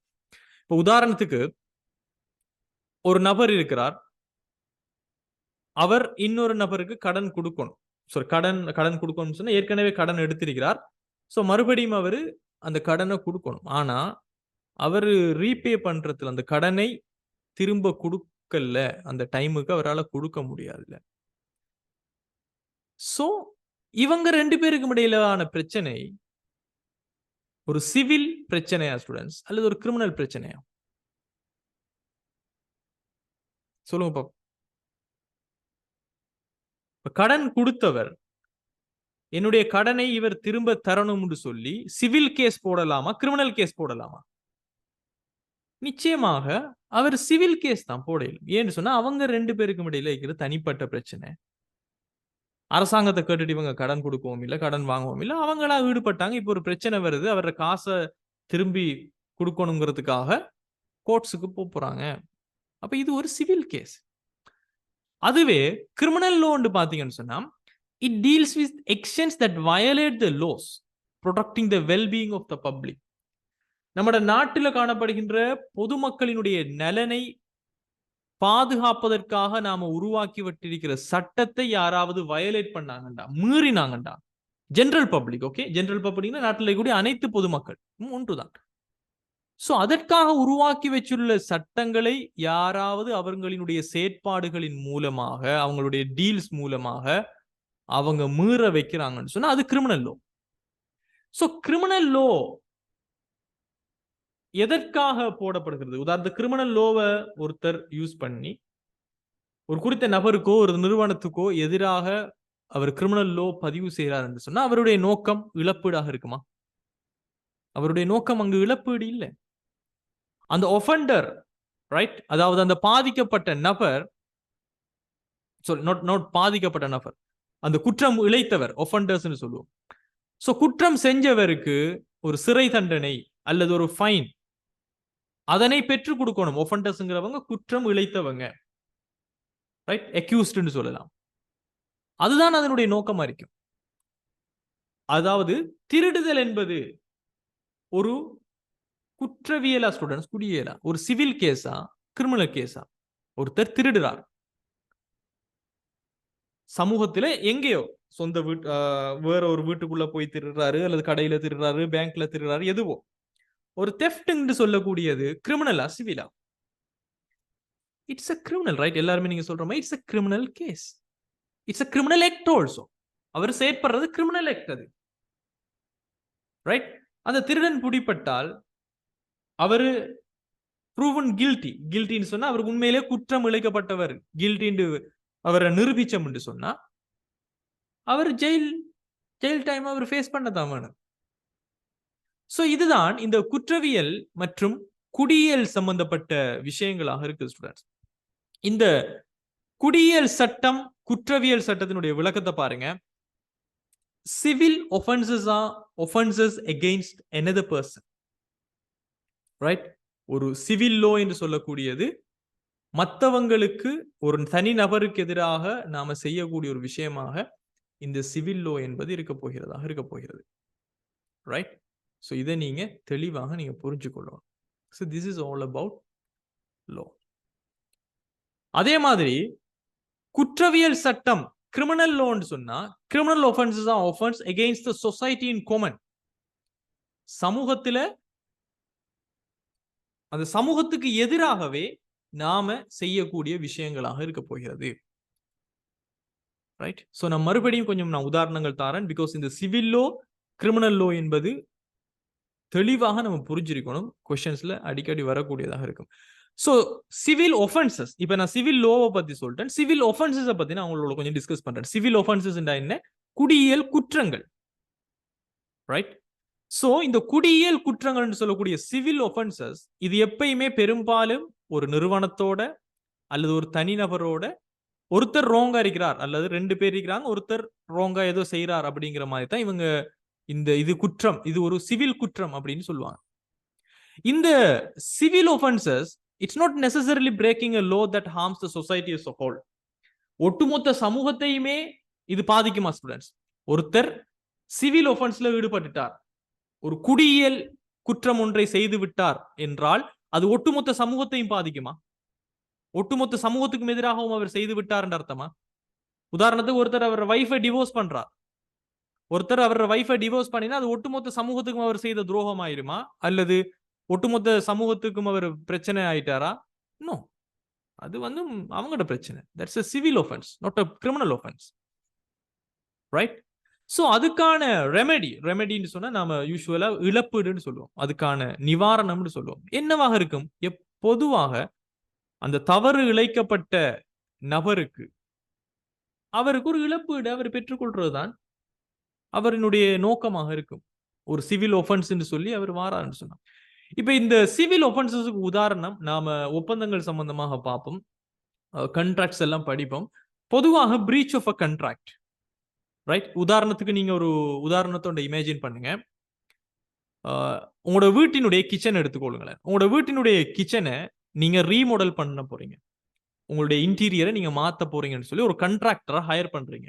ஒரு வீட்டினுடைய இன்டீரியர் எல்லாம் மாத்தக்கூடியவங்க பொதுவாக உங்களோட கிச்சனை நீங்க ரீமாடல் பண்ணணும் அப்படின்னு சொல்லி ஒரு கண்ட்ராக்டர் ஒருத்தரை, ஒப்பந்தக்காரர் ஒருத்தரை நீங்க ஹையர் பண்றீங்க. அவரும் எக்ரி பண்றாரு, ரைட், இந்த குறித்த டேட்ல நான் உங்களினுடைய கிச்சனை நீங்க எக்ரி பண்ணின மாதிரி, நாம 2 பேரும் ஏற்றுக்கொண்ட மாதிரி நான் உங்களுக்கு முடிச்சு தருவேன். பட் கண்ட்ராக்டர் அந்த டேட்டுக்குள்ள அவரால் முடிக்கல, அவர் டிலே பண்ணிட்டே போறார். எந்த ஒரு வெளிடான ஒரு ரீசனும் அவர் கொடுக்கவும் இல்லை. இப்போ உங்களுக்கு சிவில் கேஸ் ஒன்று போட முடியுமா இவர் ஒப்பந்தத்தை மீறி விட்டாருன்னு சொல்லி? Can you do that? Can you file a civil case for a breach of a contract? முடியுமா? முடியாது ஸ்டூடெண்ட்ஸ். எஸ், முடியும். அதே மாதிரி இது ஒரு சிவில் ஒஃபென்ஸா கிரிமினல் ஒஃபென்ஸா? இது நிச்சயமா ஒரு சிவில் ஒஃபென்ஸ். ஏன் இது ஒரு சிவில் ஒஃபென்ஸ் நான் சொல்றேன்? ஏன் நான் இதனை ஒரு சிவில் ஒஃபென்ஸ் சொல்றேன்டா, இது அவரு ஒட்டுமொத்த சமூகத்துக்கும் எதிராக அவர் செயற்படல. அவருக்கு என்ன பிரச்சனையோ யாருக்கு தெரியும். சோ இது உங்க 2 பேருக்கு இடையிலான பிரச்சனை. சோ இது ஒரு சிவில் ஒஃபென்ஸாக தான் நம்ம பார்க்கிறோம். அதே மாதிரி இன்னொரு உதாரணம் சொல்றேன், ரைட்? நீங்க இப்ப உதாரணத்துக்கு ஃபுட் சிட்டி போறீங்கன்னு வைங்களேன். நம்மளோட ஃபுட் சிட்டி போறீங்க, அப்பதான் டைல்ஸ் எல்லாம் கிளீன் பண்ணி மொப் போட்டு வச்சுக்கிறாங்க. நீங்க ஸ்லிப் ஆயிட்டீங்க, விழுத்துட்டீங்க சூப்பர் மார்க்கெட்ல. அது ஒரு வெட்டான ஒரு ஃப்ளோர், தண்ணீர் இருந்ததால, ரைட்? பட் அவங்க எந்த ஒரு வார்னிங் சைனும் போடல. அதாவது the floor is wet அப்படின்னு சொல்லி வளமையாக ஒரு yellow கலர்ல ஒரு சைன் ஒன்று போடுவாங்க. அது எதுவுமே போடல, அதால தான் நீங்க விழுந்துட்டீங்க, நான் தண்ணீரை கவனிக்கலன்னு நீங்க திங்க் பண்றீங்க. இப்போ நான் மறுபடியும் கேட்கிறேன், உங்களுக்கு சூப்பர் மார்க்கெட்டுக்கு எதிராக நீங்க விழுந்து காலை உடைச்சிட்டீங்கன்னு வைங்களேன், கால் உடைஞ்சாச்சு, இதுக்கு ஒரு வருஷத்துக்கு நீங்க நடக்கவே முடியாதுன்னு டாக்டர் சொல்லிட்டாரு, உங்களுக்கு தொழிலுக்கும் போகலாது, ஒன்றுக்கும் போக முடியாது.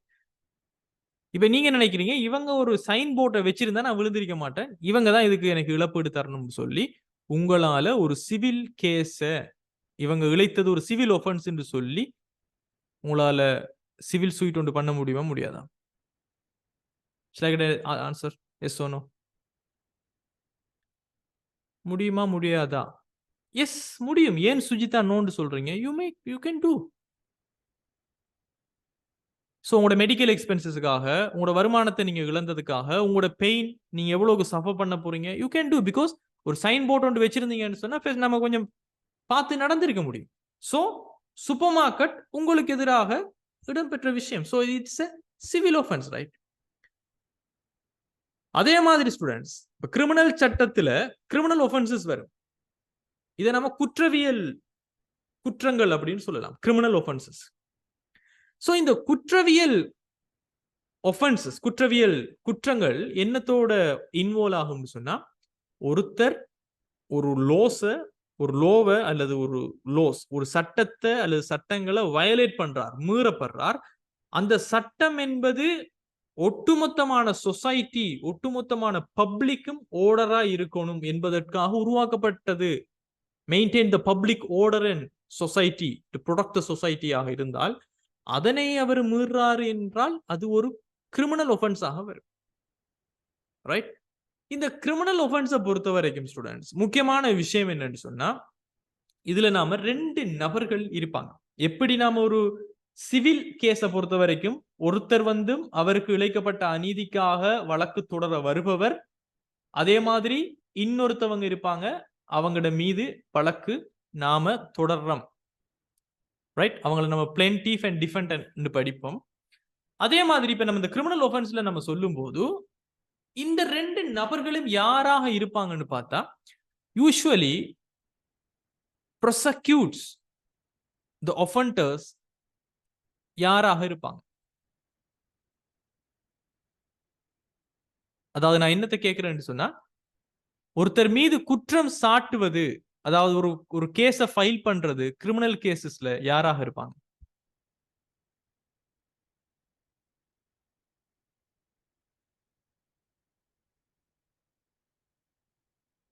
ரைட்? யாராக இருப்பாங்க? ஸ்டேட், அரசாங்கமாக இருக்கும். பொதுவாக போலீஸாக இருக்கும். இவங்களை நாம prosecutes அப்படின்னு சொல்லுவோம். இங்கிலீஷ்ல இவங்களுக்கு வேர்ட் நம்ம யூஸ் பண்ணுவோம். prosecutes அரசாங்கம் அல்லது போலீஸ்.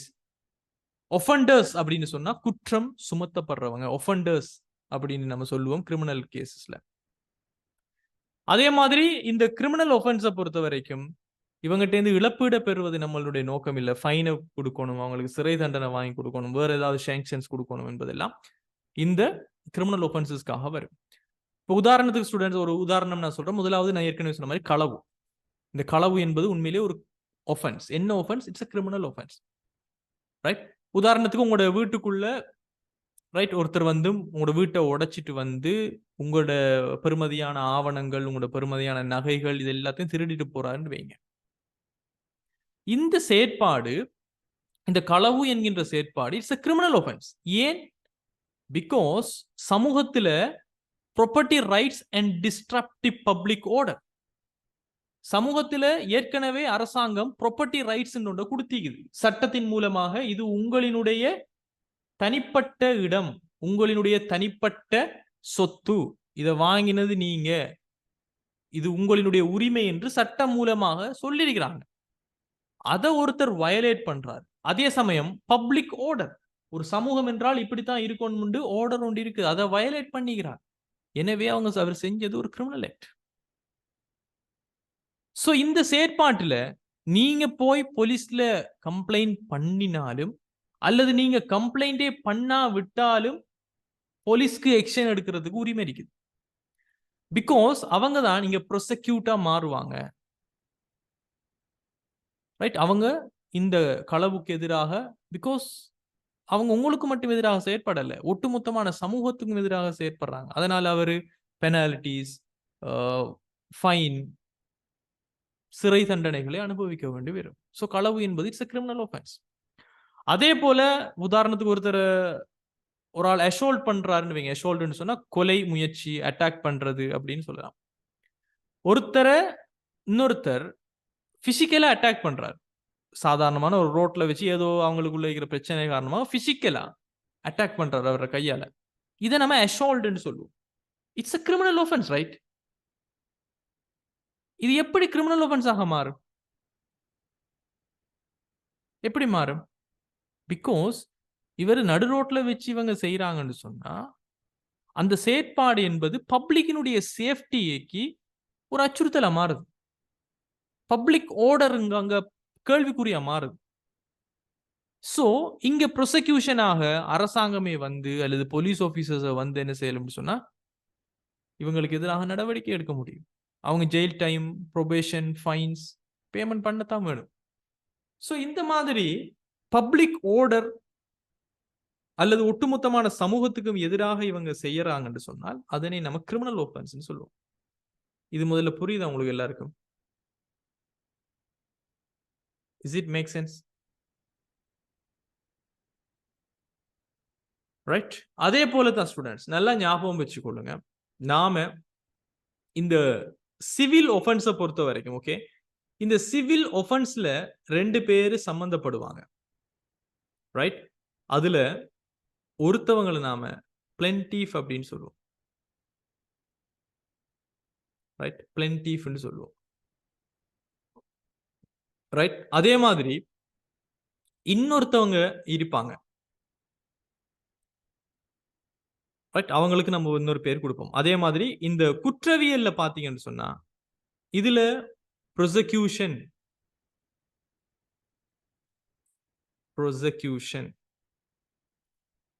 ரைட்? இவங்க எல்லாம் யாரு? இனிஷியேட்டிங் தி லீகல் ஆக்ஷன். இவங்களை சொல்லலாம் இனிஷியேட்டிங் தி லீகல் ஆக்ஷன். அதாவது ஆரம்பத்துல சட்ட நடவடிக்கையை எடுக்கிறவங்க சிவில் ஒஃபென்சஸை பொறுத்த வரைக்கும் பிளென்டிஃப் என்று சொல்லக்கூடிய பாதிக்கப்பட்ட நபராக இருப்பார். குற்றவியலை பொறுத்த வரைக்கும் ப்ரோசிக்யூஷன் அப்படின்னு சொல்லக்கூடியவங்களாக இருப்பாங்க. இந்த ப்ரோசிக்யூஷன் பொதுவாக அந்த நாட்டினுடைய அரசாங்கம் அல்லது போலீஸ் அப்படின்னு நம்ம சொல்றது ஸ்டேட் ஆയിരിக்கும். இந்த பாயிண்ட் புரியுதா முதல்ல?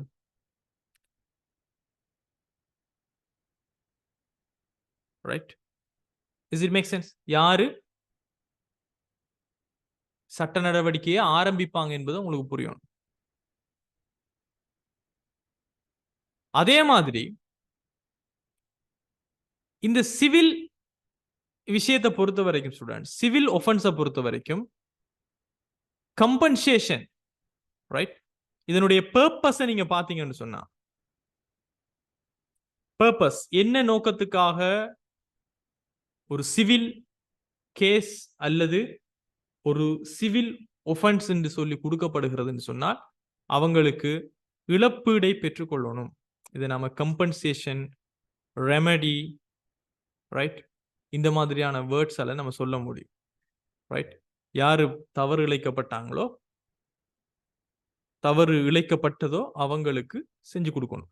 ஆனா அதுவே லீகல் கிரிமினல் ஒஃபென்ஸினுடைய பர்பஸ், நாம கிரிமினல் கேஸ் ஒன்று போடுறோம்னா அதனுடைய பர்பஸ் என்னன்னு நீங்க பாத்தீங்கன்னு சொன்னா என்ன வரைக்கும் போகிறது?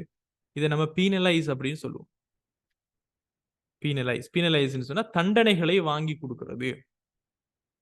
ரைட்? அதே சமயம் ப்ரொடெக்ட் தி சொசைட்டி, சமூகத்தை பாதுகாக்கிறது எல்லாம் இதனுடைய ஒர்க் ஆയിരിக்கும். ரைட்? அதே போல ஸ்டூடெண்ட்ஸ் மிக முக்கியமான ஒரு விஷயம் உங்களுக்கு நான் சொல்லி தரேன். Standard of proof. இது ரெண்டுலயுமே ஸ்டாண்டர்ட் ஆஃப் ப்ரூஃப்ங்கிற கூடிய ஒரு விஷயம் ஒன்று இருக்கு. ரைட்? எப்படி நாம ப்ரூஃப் பண்ண போறோம், இந்த குற்றத்தை எப்படி நாம நிரூபிக்க போறோம்? பிகாஸ் பிளென்டிஃப் இவர்தான் லீகல் ஆக்ஷனை இனிஷியேட் பண்றார். சோ அவருக்கு தான் இழப்பீடு தேவை. இங்க ப்ரோசிக்யூஷன், அதாவது அரசாங்கம் அல்லது போலீஸ் அதிகாரிகள், அரசாங்கத்தின் சார்பா இருக்கிறவங்க ஆரம்பிக்கிறாங்க. சோ இதை ப்ரூஃப் பண்ணணும். அது சிவில் ஒஃபென்ஸாக இருந்தாலும் கிரிமினல் ஒஃபென்ஸாக இருந்தாலும் ப்ரூஃப் பண்ணப்படணும். இங்க ப்ரூஃப் பண்ணப்படும் போது ஸ்டூடெண்ட்ஸ் ஒரு வேர்ட் இங்க ரொம்ப முக்கியம். சிவில் ஒஃபென்ஸை ஜென்ரலா ப்ரூஃப் பண்றதுக்கான ஸ்டாண்டர்ட் என்னன்னு பாத்தீங்கன்னு சொன்னா இதை நம்ம சொல்லுவோம் preponderance of the evidence. Right? Preponderance of the evidence ன்னு சொல்லுவோம். So preponderance of evidence, what is that? யாராவது கேள்விப்பட்டிருக்கீங்களா? Anyone? Simple students. Preponderance of evidence ன்னு சொன்னா ரீசனபிளான எவிடன்ஸ்.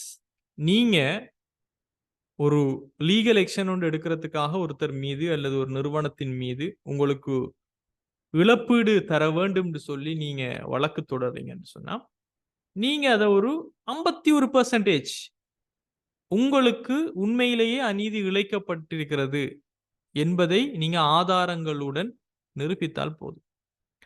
ஆனா ஒரு கிரிமினல் ஒஃபென்ஸை பொறுத்த வரைக்கும் ஸ்டூடெண்ட்ஸ் அப்படி கிடையாது. இதை நம்ம சொல்லுவோம், இந்த வேர்ட் என்னன்னு சொன்னா பியாண்ட் அ ரீசனபிள் டவுட் அப்படின்னு சொல்லுவோம். நீங்க எந்த ஒரு டவுட்டும் இல்லாமலுக்கு நீங்க ப்ரூஃப் பண்ணணும். இவர் திருடி விட்டார், இவர் உங்களை தாக்கி விட்டார் என்று சொன்னால் அங்க 1% சந்தேகமும் இல்லாமலுக்கு உண்மையிலேயே இது நடந்துட்டு அப்படின்னு சொல்லி நீங்க ப்ரூஃப் பண்ணியே ஆகும். அதனாலதான் ஒரு கிரிமினல் கேசஸ் வந்துட்டும் 2 வருஷம் இல்ல, சில நேரங்களில் 20 வருஷமும் இழுத்தடிப்படும். ஏன் என்று சொன்னா பியாண்ட் அ ரீசனபிள் டவுட், ஒரு டவுட்டும் இல்லாமலுக்கு 100% இவர் குற்றமிழைத்தவர், இவர் கிரிமினல் செஞ்சிருக்கிறார் என்று சொல்லி நீங்க ப்ரூவ் பண்ணணும். பட் சிவில் கேஸை பொறுத்த வரைக்கும் அப்படி இல்லை. உங்களுக்கு அநீதி இழைக்கப்பட்டதுங்கிறத நீங்க போதுமான ஆதாரங்களுடன் நீங்கள் நிரூபித்தால் போதுமானதாக இருக்கும். சரி, இதை நீங்க தெளிவா புரிஞ்சுக்கொள்ளணும் ஸ்டூடெண்ட்ஸ். ரைட்? சோ ஒரு விஷயத்தை நீங்க தெளிவா புரிஞ்சுக்கொள்ளணும்.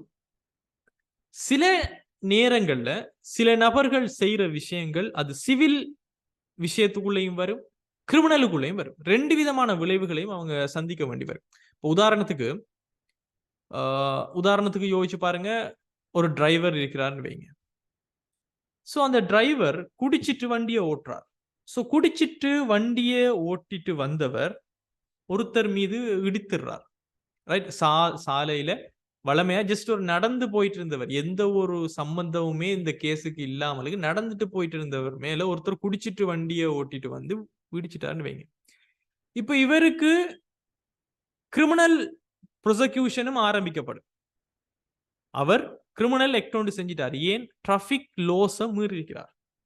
இலங்கையினுடைய டிராபிக் லோ மீறிட்டு நீங்க குடிச்சிட்டு வண்டியை ஓட்டிருக்கீங்கிறது கிரிமினல் ஆஃபென்ஸ். அதே சமயம் இவருக்கு எதிராக சிவில் வழக்கும் போட முடியும். யாரு போட முடியும்? பாதிக்கப்பட்ட அந்த இன்ஜூர்ட் பார்ட்டி. அவர் இவருக்கு எதிராக சிவில் இழப்பீடுகள் கோரி சிவில் வழக்கையும் போட முடியும். எனவே ஒருத்தவங்களுடைய நடவடிக்கை என்பது வெறும் கிரிமினலாக இருக்கணும் அல்லது சிவிலாகத்தான் இருக்கணும்னு கிடையாது.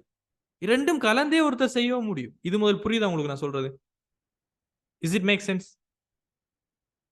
எஸ், பியாண்ட் ரீசனபிள் டவுட்னா நியாயமான சந்தேகங்களுக்கு அப்பா இல்ல. கரெக்ட். நான் சொல்றது புரியுதா உங்களுக்கு? நான் சொல்ற விஷயம் புரியுதா ஸ்டூடெண்ட்ஸ்? சோ ஒருத்தருடைய நடவடிக்கை 2ல ஒன்றா தான் இருக்கணும்ன்ற அவசியம் இல்லை, 2ஆகவும் இருக்கலாம். அவருக்கு எதிராக 2 வழக்குகளும் போட முடியும். ரைட்?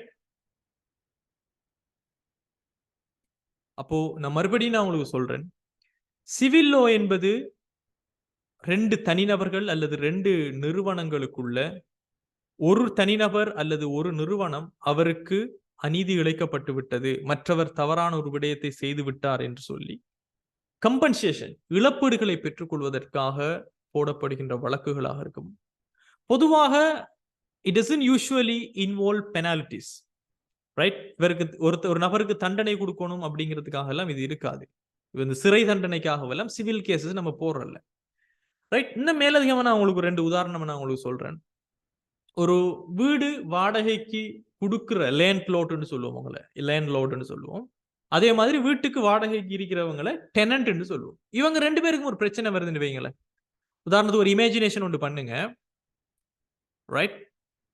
ஒரு டெனன்ட் இப்ப யோசிக்கிறாரு,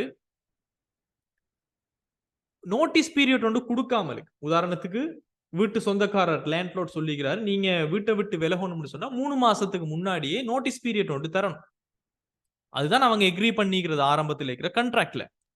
பட் இந்த டெனன்ட் இருக்கிறவர் இவர் டிசைட் பண்றாரு, நம்ம உடனடியாக இந்த ரெண்ட் பண்ணின அப்பார்ட்மெண்ட்டை விட்டு விலகணும், பட் எனக்கு நோட்டீஸ் பீரியட்லாம் கொடுத்துட்டு இருக்க முடியாது. பிகாஸ் இவருக்கு அவசரமாக ஃபாரின் போறதுக்கோ ஏதோ ஒரு விஷயத்துக்காக முடிவு நோட்டீஸ் பீரியட்லாம் கொடுக்க முடியாதுன்னு சொல்லி இவர் விலகிட்டார். சொல்லவும் இல்லை செய்யவும் எல்லா விஷயத்தையும் எடுத்துட்டு போட்டார்.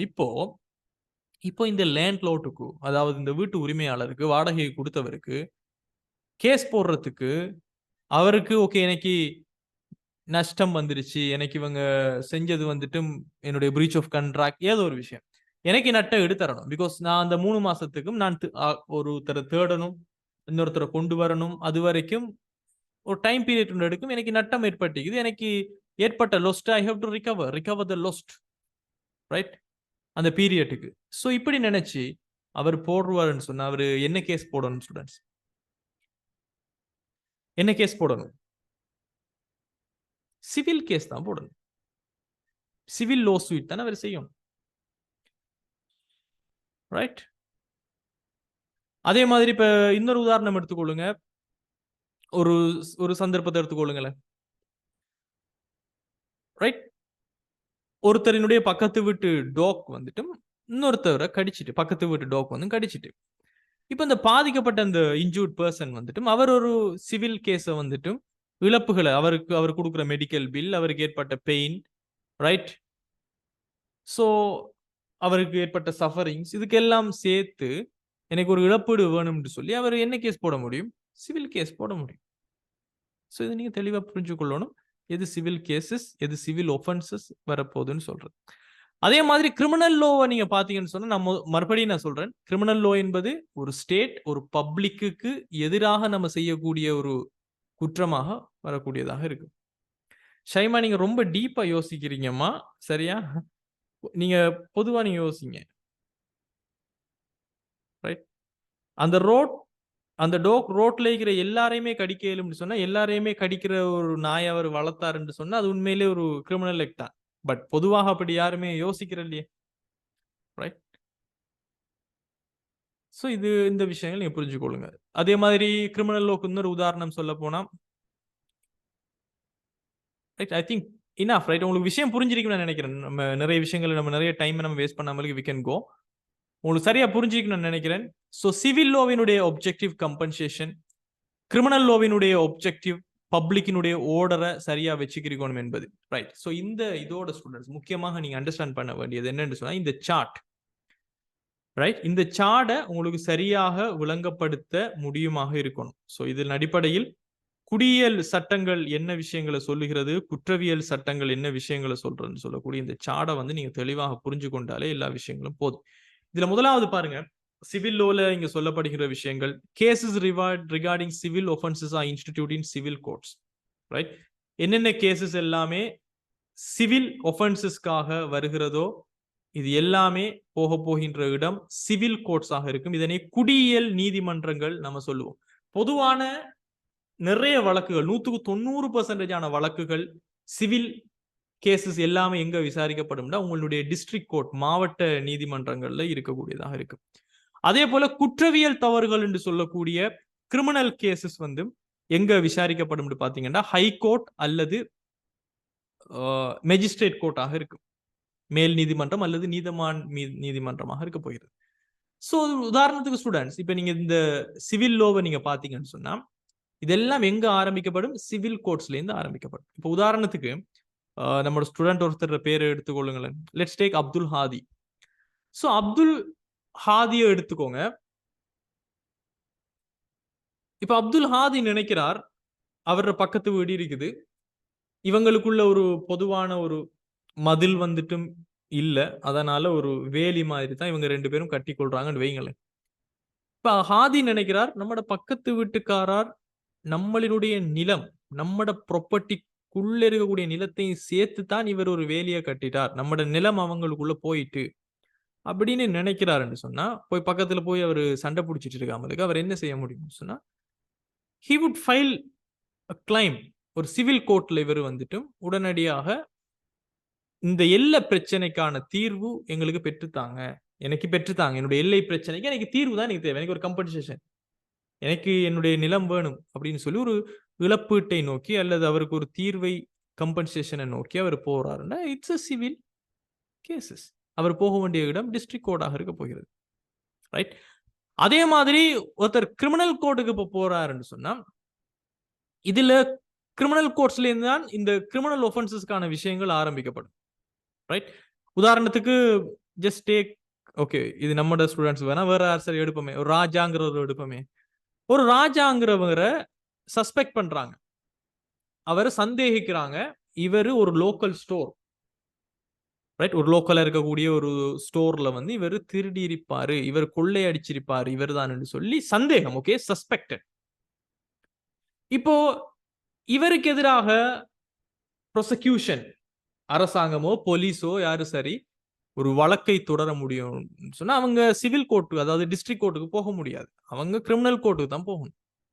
ஸோ இது என்னென்ன இன்ஸ்டிடியூஷன் என்னென்ன கேசஸ் எடுக்குங்கிறது உங்களுக்கு தெரியணும். எனவே சிவில் கேசஸ் போற இடம் சிவில் கோர்ட்ஸாக இருக்கும், டிஸ்ட்ரிக்ட் கோர்ட்ஸாக இருக்கும்.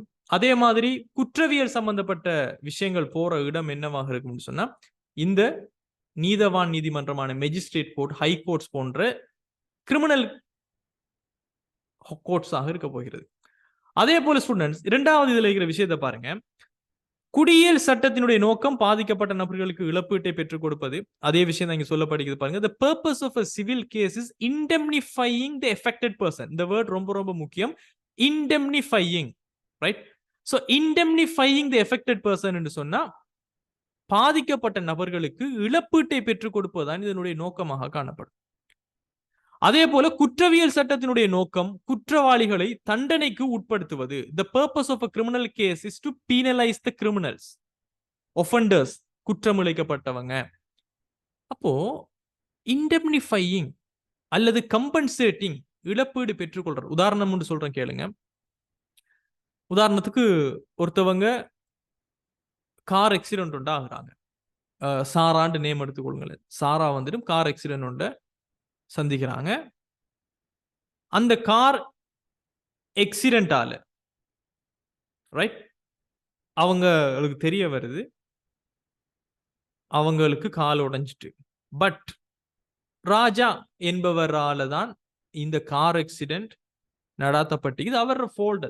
அவரு குடிச்சிட்டு வண்டியை ஓட்டினாரு அல்லது ஏதோ ஒரு விஷயத்துல அது அவருடைய தவறு, ரோங்கான டிரெக்ஷன்ல வந்தாரு. ஏதோ ஒரு விஷயத்தால ராஜாங்கிறவரால தவறால தான் எனக்கு ஆக்சிடென்ட் பட்டிங்கிறத அவங்க கண்டுபிடிச்சுக்கிறாங்க.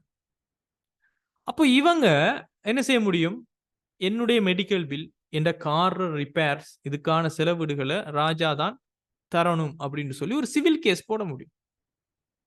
அப்போ அங்க அதனுடைய நோக்கம் என்ன? இன்டெம்னிஃபையிங் ஓ கம்பன்சேட்டிங், இழப்பீட்டை பெற்றுக்கொள்வதாக இருக்க போகிறது. அதுவே இந்த குற்றவியல் சட்டத்தினுடைய நோக்கம் வந்து குற்றவாளிகளுக்கு தண்டனைகளை உட்படுத்துவது என்று சொன்னா, இப்ப உதாரணத்துக்கு அதுக்கு ஒரு உதாரணம் சொல்றோம் பாருங்க. ஷாப் லிப்டிங் சொல்லுவோம். ஷாப் லிப்டிங்னா ஒருத்தர் வந்துட்டு ஒரு கடைக்குள்ள போயிட்டு சாதாரணமாக பொருட்களை வாங்க போற மாதிரி போயிட்டு ஒரு பொருளை திருடிட்டு வந்துட்டாருன்னு வைங்களேன். அல்லது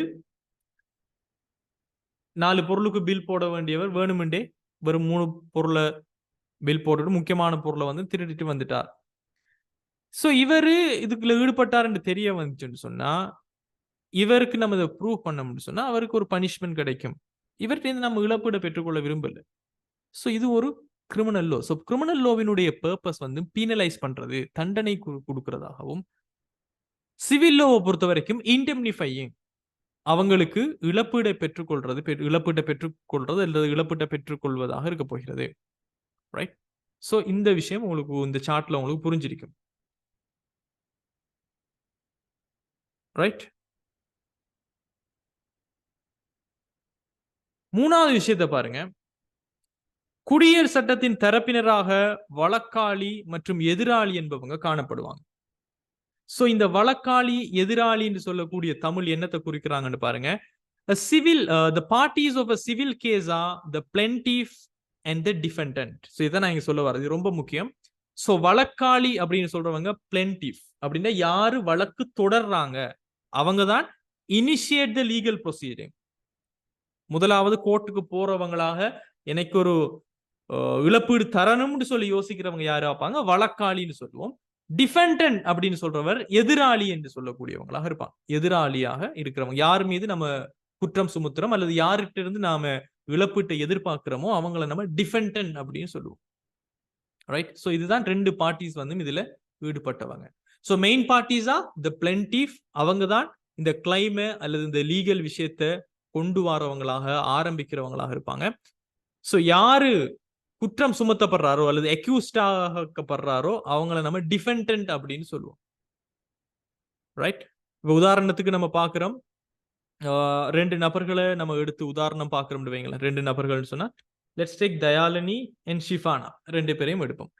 சோ தயாலினி ஒரு கேஸ போடுறாங்க ஷிஃபானாக்கு எதிராக. என்ன சொல்றாங்கன்னா, என்னுடைய பிசினஸ் கான்ட்ராக்ட், நாங்க 2 பேரும் பிசினஸ் கான்ட்ராக்ட்ல இருந்தோம். பிசினஸ் கான்ட்ராக்ட்ல இதுதான் டேர்ம்ஸ் அண்ட் கண்டிஷன் என்று நாங்க ஆரம்பத்திலேயே நாங்க கான்ட்ராக்டை உருவாக்கும் போதே நாங்கள் பரிமாறிக்கொண்டோம். 2 பேரும் சைன் பண்ணிட்டோம். ஆனால் தயாலினி சொல்றாங்க, ஷிஃபானா கான்ட்ராக்டில் இருந்த விஷயங்களை ஃபுல்ஃபில் பண்ணப்படல. அப்ப இதுல யாரு பிளென்டிஃப் ஸ்டூடெண்ட்ஸ்? இப்போ தயாலினி அவங்களுக்கு இழப்பீடை வேண்டும் சொல்லி சிவில் கோர்ட்ல சிவில் கேஸ் ஒன்று போடுறாங்க. யார் மீதுன்னு சொன்னா சிஃபானா மீதுன்னு சொன்னால், இங்கு பிளென்டிஃப் வழக்காளி யாரு, எதிராளி யாரு?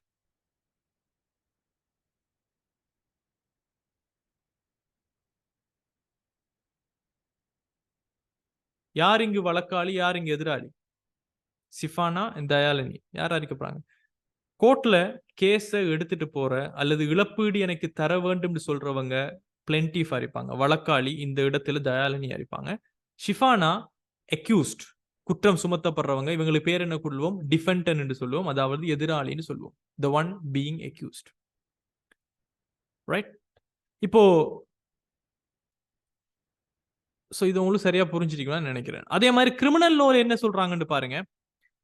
குற்றவியல் சட்டத்தின் தரப்பினராக குற்றம் சாட்டுபவர், வழக்கு தொடர்பவர் மற்றும் குற்றம் சாட்டப்பட்டவர் எனப்படுவார். சோ இதை இங்கிலீஷ்ல பாருங்க. The parties of a criminal case are prosecution and defense இருக்குது. இது defendant வரணுமா ஸ்டூடெண்ட்ஸ்? இது AAT புக்ல வந்துட்டு எழுத்துப்புல defendant அப்படின்னு சொல்லுவோம். prosecution and defendant சொல்லுவோம். வழக்கு தொடர்பவர், வழக்கு சாட்டப்படுபவர். நான் இங்க தான் சொல்றேன், இந்த prosecution பொதுவாக யார் அறிப்பாங்கன்னு சொன்னா, இது ஸ்டேட் அரசாங்கமாக, அரசாங்கத்தின் சார்பாக போலீஸாக இருக்கலாம், அல்லது மெஜிஸ்ட்ரேட் கோர்ட்டை பொறுத்த வரைக்கும் அட்டர்னி ஜெனரல் தான் கொண்டு போவார். ரைட்? சாரி, மெஜிஸ்ட்ரேட் கோர்ட்ல கொண்டு போறது போலீஸா இருக்கும். அதை விட பெரிய விஷயங்கள் ஹை கோர்ட்டுக்கு போகணும்னு சொன்னா அட்டர்னி ஜெனரல் கொண்டு போகக்கூடியதா இருக்கும். ரைட்? சோ இவங்கள தான் ப்ரோசிக்யூஷன் ஆக இருப்பாங்க. இதை உங்களுக்கு சரியா புரிஞ்சுட்டீங்கன்னு நினைக்கிறேன். ரைட். அதே மாதிரி இப்போ உதாரணத்துக்கு நான் இதுக்கு ஒரு உதாரணம் நான் சொல்றேன்னு சொன்னா, ஏற்கனவே அந்த வெட் சம்பந்தப்பட்ட உதாரணத்தை நான் எடுத்துக்கொள்றேன். வெட்னா இந்த ஈரமான தரை.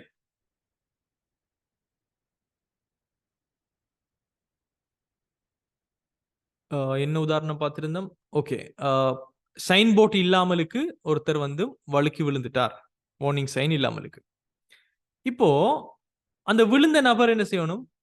ஒரு லோயரை ஹையர் பண்றாங்க.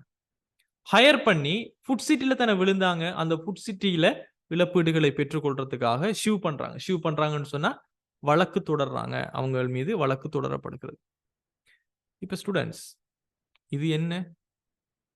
இது ஒரு சிவில் லோ. இதுல யாரு பிளென்டிஃப்? யாரு பிளென்டிஃப்?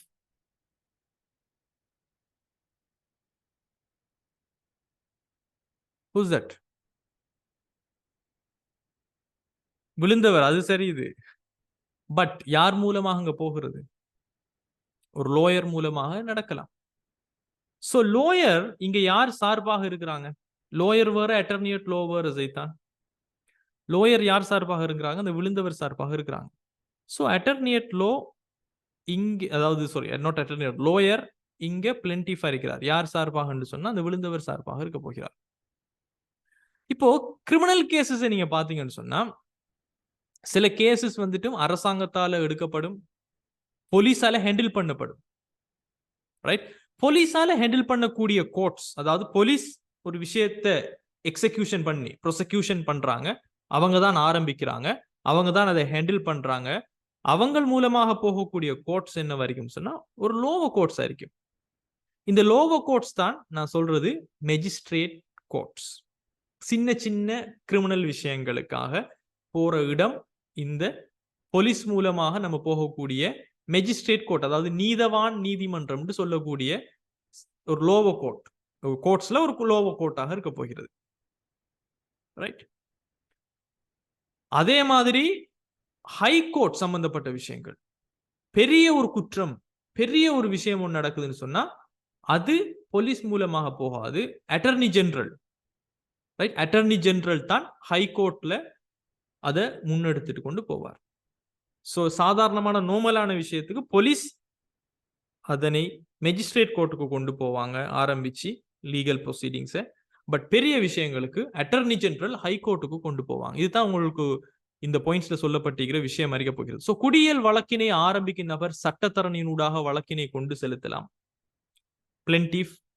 அதே மாதிரி குற்றவியலை பொறுத்த வரைக்கும் பாதிக்கப்பட்ட தரப்பில் அரசு வழக்கினை கொண்டு சொல்லும். அரசுன்னு சொன்னா அரசாங்கத்திலே கூடிய ஜனாதிபதி வர முடியாது. அரசாங்கம் சார்பாக சாதாரணமான விஷயங்களுக்கு போலீஸ் அந்த விஷயங்களை விசாரிச்சு நீதவான் நீதிமன்றத்துக்கு கொண்டு போவாங்க தீர்ப்புக்காக. அல்லது இங்க அட்டர்னி ஜெனரல் அப்படின்னு சொல்றது சட்டமா அதிபர். சோ அந்த சட்டமா அதிபர் திணைக்களம் அல்லது அவர் சார்பாக யாரு சரி, முக்கியமாக மேல் நீதிமன்றமான ஹைகோர்ட்டுக்கு பெரிய விஷயங்களை கொண்டு போகக்கூடியவங்களாக இருப்பாங்க. சோ இதை நீங்க தெளிவா புரிஞ்சுக்கொள்ளணும். ரைட். அதே மாதிரி அடுத்த விஷயத்தை பாத்தீங்கன்னு சொன்னா, குடியியல் சட்டத்தின் நியாயமான அளவில் சாட்சிகள் நிரூபித்தல் போதுமான. இதைத்தான் நான் உங்களுக்கு ஏற்கனவே நான் சொன்ன விஷயம். ப்ரீபொண்டரன்ஸ் ஆஃப் த எவிடன்ஸ் அப்படின்னு நான் சொல்லேன். அதாவது நியாயமான அளவுக்கு நீங்க சாட்சிகளை கொண்டு போனால் போதும். ப்ரீபொண்டரன்ஸ் ஆஃப் த எவிடன்ஸ்னு சொல்லுவோம்.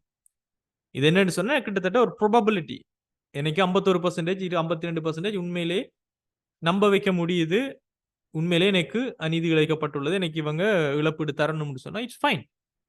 இப்போ ஒரு பிசினஸ் கான்ட்ராக்டை நம்ம எடுத்துறோம்னு சொன்னா, ஒரு பிசினஸ் கான்ட்ராக்ட் எதிராக ஒரு லோ சூட் ஒன்று போகுது அப்படின்னு சொன்னா, அவங்க அந்த கான்ட்ராக்டை பிரீச் பண்ணிட்டாங்க என்பதை மோர் ப்ரோபபிளா இவங்க இந்த ஒப்பந்தத்தை மீறி விட்டாங்கன்னு சொல்லி ஒரு 51%, 52% அவங்களுக்கு எதிராக நீங்க ஆதாரங்களை காட்டினா போதும். 100% நீங்க ப்ரூவ் பண்ண வேண்டிய ஒரு அவசியம் இல்லை. ஆனா அதுவே கிரிமினலை பொறுத்த வரைக்கும் நான் ஏற்கனவே சொன்ன விஷயம்தான்.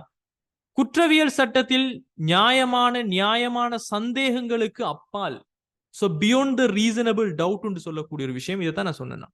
பியாண்ட் ரீசனபிள் டவுட், எந்த ஒரு டவுட்டும் இல்லாமலுக்கு சொல்லணும். உதாரணத்துக்கு ஒருத்தர் களவுக்காக நம்ம அவரை அக்யூஸ் பண்றோம், நீங்க குற்றம் இழைக்கிறீங்க என்று சொல்றோம்னு சொன்னா, அந்த எவிடன்ஸ் அவருடைய கில்ட்னஸ், அவரு குற்றம் செஞ்சிட்டாருங்கிற அந்த கில்ட்னஸ் ஓவர்வெல்மிங்கா 100% அல்லது அதுக்கு மேலதிகமாக எந்த ஒரு டவுட்டுமே இல்லாமலுக்கு நீங்க ப்ரூஃப் பண்ணணும்.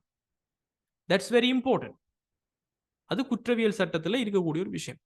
அதே போல அடுத்த விஷயம் பாருங்க, குடியியல் சட்டத்தில் தவறினை மேற்கொண்டவர் நட்டஈட்டினை செலுத்த வேண்டி ஏற்படும். இது நான் ஏற்கனவே சொன்ன விஷயம் தான். It's not a big thing. இதனுடைய அவுட்கம் என்னவாக இருக்குன்னு சொன்னா, the offender difficultly has to pay compensation. offender அப்படின்னு சொல்லக்கூடியவங்க யாரு குற்றம் செய்தாங்களோ. so plaintiff, defendant, right? defendant அல்லது offender, குற்றம் சாட்டப்பட்டவங்க, எதிராளி, ரைட்? சோ அவங்க கம்பன்சேஷன், இழப்பீடுகளை பெற்றுக்கொள்வது, இழப்பீடுகளை கொடுக்க வேண்டும் என்பதுதான் இதனுடைய அவுட்புட்டாக இருக்க போகிறது. சோ ஒரு கம்பெனி இருக்குது, அந்த கம்பெனி அவங்க கில்ட்டி ஆக ப்ரூஃப் பண்ண போறாங்க, குற்றம் இழைக்கப்பட்டவராங்க ப்ரூஃப் பண்ணப்படுறாங்க. அவங்களோட கஸ்டமர் தான் வழக்கு தொடர்ந்து இருக்கிறாங்க. ஒரு ப்ராடக்ட்ல இருந்து ஃபெயிலியர் காரணமாக அவருக்கு என்ன சரி பிரச்சனை ஏற்பட்டுச்சு. அதுக்கு எதிராக அவர் ஒரு சிவில் கேஸ் ஒன்று போடுறாருன்னு சொன்னா, அவர் என்னத்தை எதிர்பார்க்கிறாருன்னு சொன்னா, உண்மையிலேயே இழப்பீட்டை எதிர்பார்க்கிறார். ஸோ அந்த கம்பெனி கில்ட்டிங்கிறத, அதாவது குற்றம் இழைச்சிருக்கிறாங்க அப்படிங்கிறத நாம ப்ரூஃப் பண்ணணும்னு சொன்னா, போதுமான அளவுக்கு நியாயமான ஆதாரங்களை நம்ம கொடுக்க முடியும். ஸோ அவுட்கம் எப்பயுமே இழப்பீடாக இருக்கும் சிவில் கேஸை பொறுத்த வரைக்கும். கிரிமினல் கேசஸை பொறுத்த வரைக்கும் ஸ்டூடெண்ட்ஸ், தி ஒஃபெண்டர் இஸ் பனிஷ்ட். யாரு குற்றம் இழைத்தாரோ, இங்க நான் ஒஃபெண்டர் சொல்றது யாரு? அந்த அக்யூஸ் பண்ணப்பட்டவங்கள, ரைட்? அந்த டிஃபெண்டர் அப்படின்னு நம்ம சொல்லலாம். ஸோ அவரு கட்டாயமாக தண்டிக்கப்படுவார். அது சிறை தண்டனை மூலமாக, ஃபைன்ஸ் மூலமாக, ஏன் டெத் பெனால்டி, மரண தண்டனை கூட கொடுக்க முடியும். ஸோ இப்படித்தான் இது முடியும். ஸோ உதாரணங்களை பாருங்க. சிவில் லோவை பொறுத்த வரைக்கும் திருமண சட்டங்கள், law of marriage, land law, நிலச்சட்டங்கள், லோ ஆஃப் கண்ட்ராக்ட், இது எல்லாமே சிவில் லோக்குள்ள வரக்கூடிய விஷயமாகவும், கிரிமினல் லோவை பொறுத்த வரைக்கும் ஒருத்தரை மர்டர் பண்றது, கொலை செய்யறது, கொள்ளை அடிக்கிறது, ரைட், ரொபிங் பண்றது, இந்த ரேப், கற்பழிப்பு சம்பந்தப்பட்ட விஷயங்கள், ட்ரக்கை வச்சு கொண்டிருக்கக்கூடிய ட்ரக் பொசிஷன், அதாவது போதைப் பொருட்களை வச்சுக்கிறது, பப்ளிக் ப்ராப்பர்ட்டியை சேதம் விளைவிக்கிறது, இது எல்லாமே கிரிமினல் லோக்குள்ள வரக்கூடிய ஒரு விஷயமாகத்தான் இருக்க போகிறது. ஐ ஹோப் சோ உங்களுக்கு எல்லாருக்குமே இது புரிஞ்சிருக்கணும்னு நினைக்கிறேன். Is it clear all of you?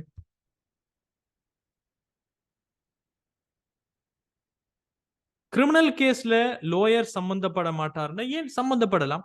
உதாரணத்துக்கு போலீஸ் நினைச்சு இவர் குற்றம் இழைச்சிட்டார், இவர் களவு எடுத்துட்டார், அல்லது கொலை செஞ்சிட்டார், அல்லது ஒருத்தரை அசால்ட் பண்ணிட்டார் நடு ரோட்ல என்று சொல்லி போலீஸ் அவர் மீது கம்ப்ளைண்ட் பண்ணி அவரை ப்ரொசிக்யூட் பண்ணும்போது, அவர் ஒரு டிஃபென்ஸ், ஒரு பாதிக்கப்பட்டவராக அவர் இருக்கிறாருன்னு சொன்னா, அக்யூஸ்டாக அவர் இருக்கிறாருன்னு சொன்னா, அவர் என்ன செய்ய முடியும்? அவர் ஒரு பிரைவேட் லோயரை அப்பாயின்மெண்ட் பண்ணி அவர் வாதாட முடியும். அதுல எந்த ஒரு பிரச்சனையும் இல்லை. ஸோ லாயர்ஸ் வந்துட்டும் 2 பார்ட்டிக்கும் இருப்பாங்க. So you don't need to worry about that. So I hope so உங்களுக்கு இந்த சிவில் லோ, கிரிமினல் லோ வந்துட்டும் 100% உங்களுக்கு விளங்கியிருக்கும்னு சொல்லி. ஸோ அடுத்தது நம்ம பார்க்க போறதுதான் students, substantial low versus procedural low. Right? பொருண்மை சட்டம், அடுத்தது நடப்பு சட்டம்னு சொல்லக்கூடிய விஷயம். ஸோ இந்த substantial low versus procedural low, பொருண்மை சட்டம் மற்றும் நடப்பு சட்டத்தை பார்த்தீங்கன்னு சொன்னா, பொருண்மை சட்டத்தை பொறுத்த வரைக்கும் the law by which the offenses are interpreted. Right? So offenses are interpreted அப்படின்னா என்ன அர்த்தம்? இங்கு உரிமை என்பது என்னன்னு சொல்லி வரையறுக்கப்படும், கடமை என்பது என்னன்னு சொல்லி சொல்லப்படும். ஒருத்தரினுடைய உரிமை, ஒருத்தரினுடைய கடமை, ரைட்? ஒரு தனிப்பட்ட நபர் அல்லது ஒரு நிறுவனத்தினுடைய பொறுப்புகள் என்ன, இது குற்றம், இது குற்றம் இல்ல, இந்த குற்றத்துக்கு இதுதான் தண்டனை, இந்த மாதிரி விளங்கப்படுத்தக்கூடிய ஒரு விஷயம் நம்ம சப்ஸ்டாண்டிவ் லோ அப்படின்னு சொல்லலாம். ரைட்?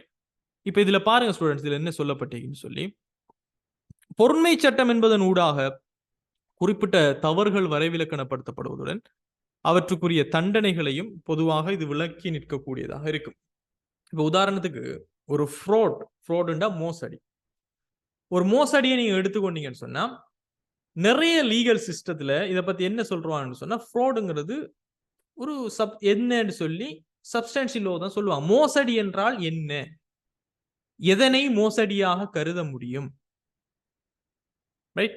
சோ மோசடி என்பது ஒரு சட்ட ரீதியாக இல்லாமல் ஒருத்தர் ஒரு கெயினை அனுபவிக்கிறார், ஒரு நன்மையை அவருக்கு சாதகமாக, அந்த நிறுவனத்திற்கு சாதகமாக இல்லாமல் எடுத்துக்கிட்டான்னா அது மோசடியா? சோ மோசடி என்றால் என்ன என்று விளங்கப்படுத்தக்கூடியது ஒரு சப்ஸ்டான்ஷியல் லோவா தான் இருக்கும்.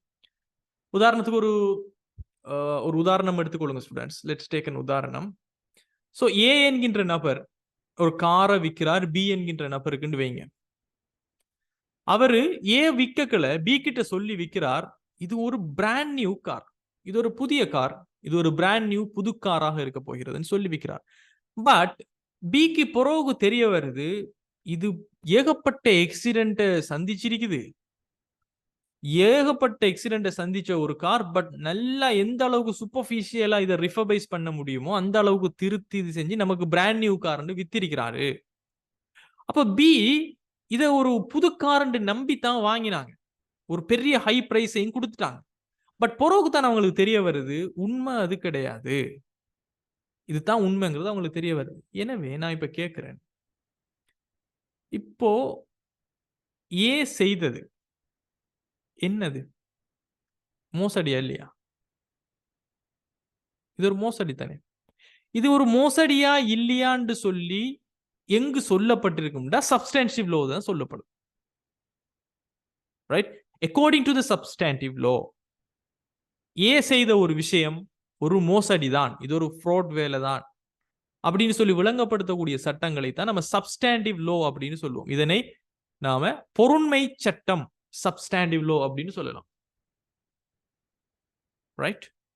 அதே மாதிரி இப்போ ஒருத்தர் களவு எடுத்துட்டாருன்னு வைங்க, ஒருத்தரினுடைய அனுமதி இல்லாமலுக்கு இன்னொருத்தரினுடைய ப்ராப்பர்ட்டியை எடுக்கிறதுக்கு பேரு அவரே பெர்மனண்டா வச்சு கொள்றாருன்னு சொன்னா அதுதான் களவுன்னு சொல்லி குறிப்பிடப்பட்டிருந்தால் அது சப்ஸ்டான்டிவ் லோ. ரைட்? உதாரணத்துக்கு நீங்க ஒரு டீ குடிக்கிறது ஒரு கஃபேக்கு போறீங்க, உங்களோட லேப்டாப்பை நீங்க விட்டுட்டு வந்துட்டீங்க, யாருமே கவனிக்கல. பட் நீங்க இன்னொருத்தர் வாரார், லேப்டாப் எடுத்துட்டு வந்துட்டார், அவர் நாமளே வச்சிருப்போம்னு நினைச்சிருப்பாங்க. ரைட்? மற்றவர் சம்மதமும் இல்லை, அவருக்கு அதை பத்தியும் தெரியாது. சோ இதை அவர் வச்சுக்கிறீங்க நினைக்கிறாருன்னு சொன்னா இது ஒரு களவா இல்லையான்னு சொல்லி எது சொல்லும்னு சொன்னா சப்ஸ்டான்டிவ் லோ சொல்லும். பிகாஸ் யாருமே கவனிக்காம கிடந்த ஒரு பொருள் நான் எடுத்துட்டு வந்தேன், இவர் வாதாடலாம். நான் களவு ஒன்றும் எடுக்கல, நான் டீ குடிக்க போனேன், யாருமே கவனிக்காம ஒன்று இருந்துச்சு, நான் தூக்கிட்டு வந்துட்டேன். சோ இது ஒரு களவா இல்லையா, இது ஒரு கிரிமினல் ஒஃபென்ஸா இல்லையான்னு சொல்லி எந்த சட்டம் விளக்கும்னு சொன்னா சப்ஸ்டான்டிவ் லோ தான் விளக்கும், பொருண்மை சட்டம் தான் விளக்கும். சோ இதன் அடிப்படையில் எந்த விஷயத்தை விளங்கப்படுத்துறது, உதாரணத்துக்கு ஒன்று சொல்லலாம், அசால்ட், அதாவது ஒருத்தர் தாக்குறது. அப்போ ஒரு இன்டென்ஷன் ஒன்று இருக்குது, இன்னொருத்தரை காயப்படுத்தணும், இன்னொருத்தரை ஒஃபென்ஸ் நான் பண்ணணும், அவரை பிசிக்கலா இன்டென்ஷனலா நான் ஹர்ட் பண்ணணுங்கிறதா என்னுடைய நோக்கம்னு சொல்லி நான் அஷோல்டுங்கிறது என்னன்னு சொல்லி விளங்கப்படுத்தும்.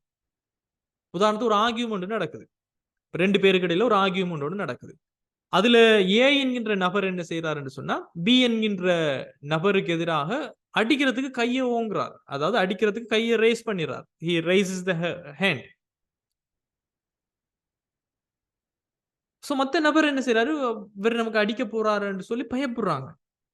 அவர் அடிக்கல, உண்மையிலேயே he doesn't actually make contact, அவர் அடிக்கல, பட் அவர் த்ரெட்டன் கொடுக்கிறார், நான் உங்களை அடிச்சிருவேன் அப்படின்னு சொல்லி ஒரு ஆர்கியூமெண்ட்ல த்ரெட்டன் பண்றார். இது ஒரு அஷோல்டா, ஒருத்தவங்களை காயப்படுத்துறதுக்கான, பிசிக்கலா காயப்படுத்துறதுக்கான நடவடிக்கையா? இப்ப இவங்க அந்த த்ரெட்டன் பண்ணப்பட்டவங்க போயிட்டு நான் ஒரு கிரிமினல் கேஸ் போடணும்னு போகலும். அப்போ இது ஒரு அஷோல்டா இல்லையான்னு சொல்றது என்ன, சப்ஸ்டான்சிவ் லோ வரைக்க போகிறது. அதே மாதிரி இப்போ இன்னொரு உதாரணம் பாத்தீங்கன்னு சொன்னா, ஒரு பிசினஸ் பார்ட்னர் இருக்கிறார், ரைட்? சோ அந்த பிசினஸ் பார்ட்னர்ல இவருக்கு பொறாமை இருக்குது. 2 பேரும் பிசினஸ் பார்ட்னர்ஸ் ஆகிக்கிறாங்க. 2 பேருக்கும் ஒருத்தர் மேல ஒருத்தருக்கு பொறாமை இருக்குது, ஜெலஸ் இருக்குது. சோ இவர் என்ன செய்யறாருன்னு சொன்னா நஞ்ச கொடுத்துறாரு, பொய்சன்ஸ் இஸ் பிசினஸ் பார்ட்னர். நஞ்ச கொடுத்து, அவர் நஞ்சுன்னு சொன்னா உடனடியாக சாக மாட்டார், கொஞ்சம் கொஞ்சமாக அவர் ஒரு 2 மாசத்தால செத்துருவார் அப்படிங்கிற மாதிரியான ஒரு நஞ்சு கொடுக்குறார்.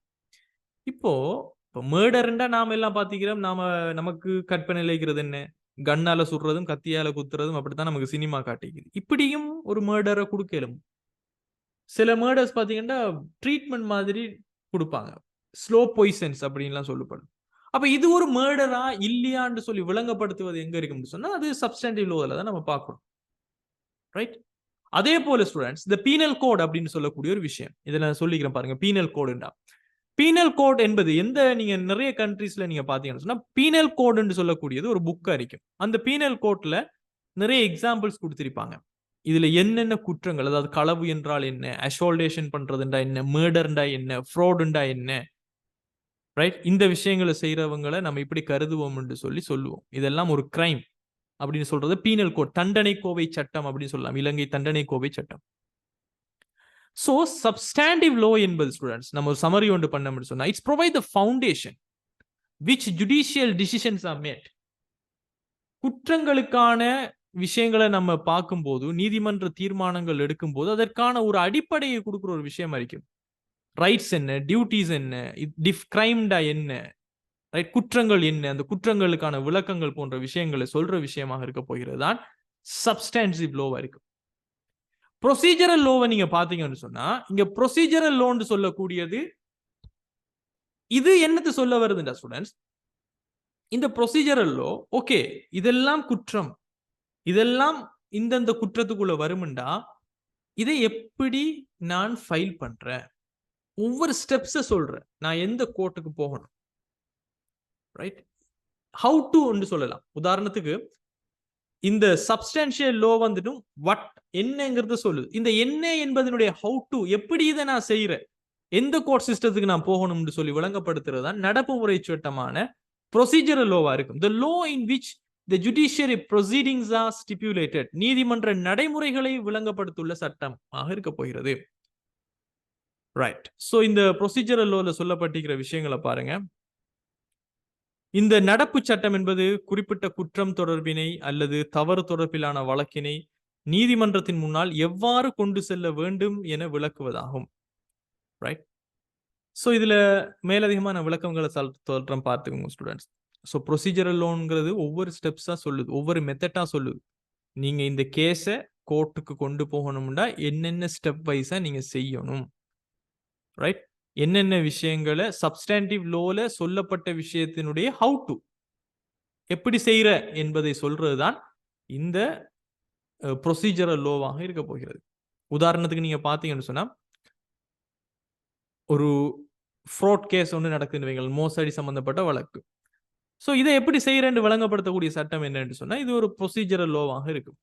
ப்ரொசீஜர், ஒரு கம்ப்ளைண்ட்டை ஃபைல் பண்ணணும், ரைட்? இதனுடைய விக்டிம் அல்லது ஸ்டேட், அரசாங்கம் என்ன செய்வாங்கன்னு சொன்னா, ஸ்டேட் போலீஸ், சாதாரணமான ஒரு மைனர் கேசஸ் சொன்னா போலீஸ் என்ன செய்வாங்கன்னு சொன்னா ஒரு கம்ப்ளைண்ட்டை இவர் ஒரு ஃப்ரெடியூலண்டான ஒரு ஆக்ட் ஒன்று நடந்துட்டாரு அப்படின்னு சொல்லி ஃபைல் பண்றாங்க. ஆரம்பத்தில் ஒரு ஹியரிங் ஒன்று நடக்கும். ரைட், ஜட்ஜ் வந்துட்டு ஆரம்பத்தில் என்ன நடந்துச்சு அப்படிங்கிறத பார்ப்பாரு. ப்ராப்பரான இனாஃப் எவிடன்ஸ் வந்து இருக்குதா, இதை ப்ரிலிமினரி ஹியரிங்னு சொல்லுவோம். இதை பத்தி இது சொல்லுதுன்னு வைங்க.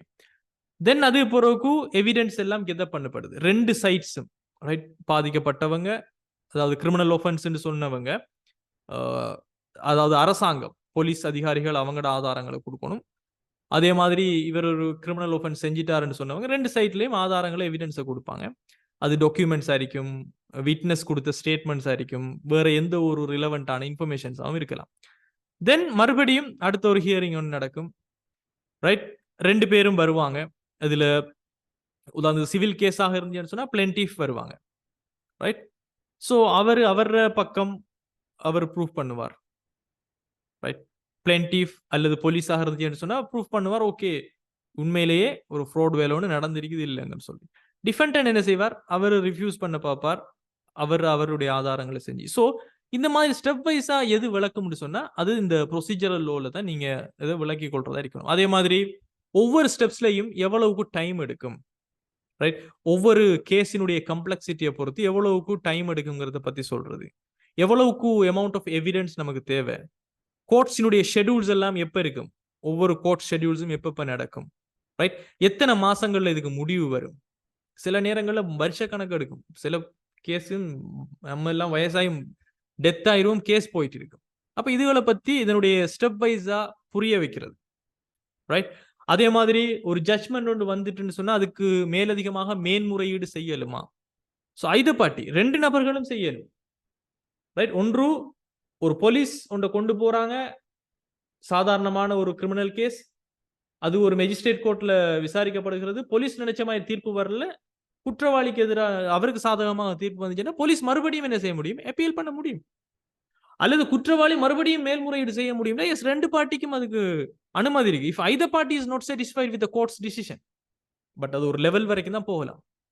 இப்போ உதாரணத்துக்கு மெஜிஸ்ட்ரேட் கோர்ட்ஸ்ல இவங்களுக்கு வழங்கப்பட்ட கிரிமினல் ஒஃபென்சஸ்க்கு அவங்களுக்கு கொடுக்கப்பட்ட தீர்ப்பு வந்துடும், இல்ல நான் வந்து எந்த ஒரு கிரிமினல் ஒஃபென்ஸும் தரல, பட் மெஜிஸ்ட்ரேட் கோர்ட் எனக்கு எதிராக தீர்ப்பு தந்துட்டாங்க, நான் இவ்வளவு பனிஷ்மெண்ட் கட்டணும், சாரி இவ்வளவுக்கு எனக்கு சிறை தண்டனை கிடைச்சிட்டுன்னு சொன்னா அவர் அதுல சாட்டிஸ்ஃபை இல்லைன்னா அவர் ஹைகோர்ட்டுக்கு போகலும், மேல் நீதிமன்றத்துக்கு போகலும்.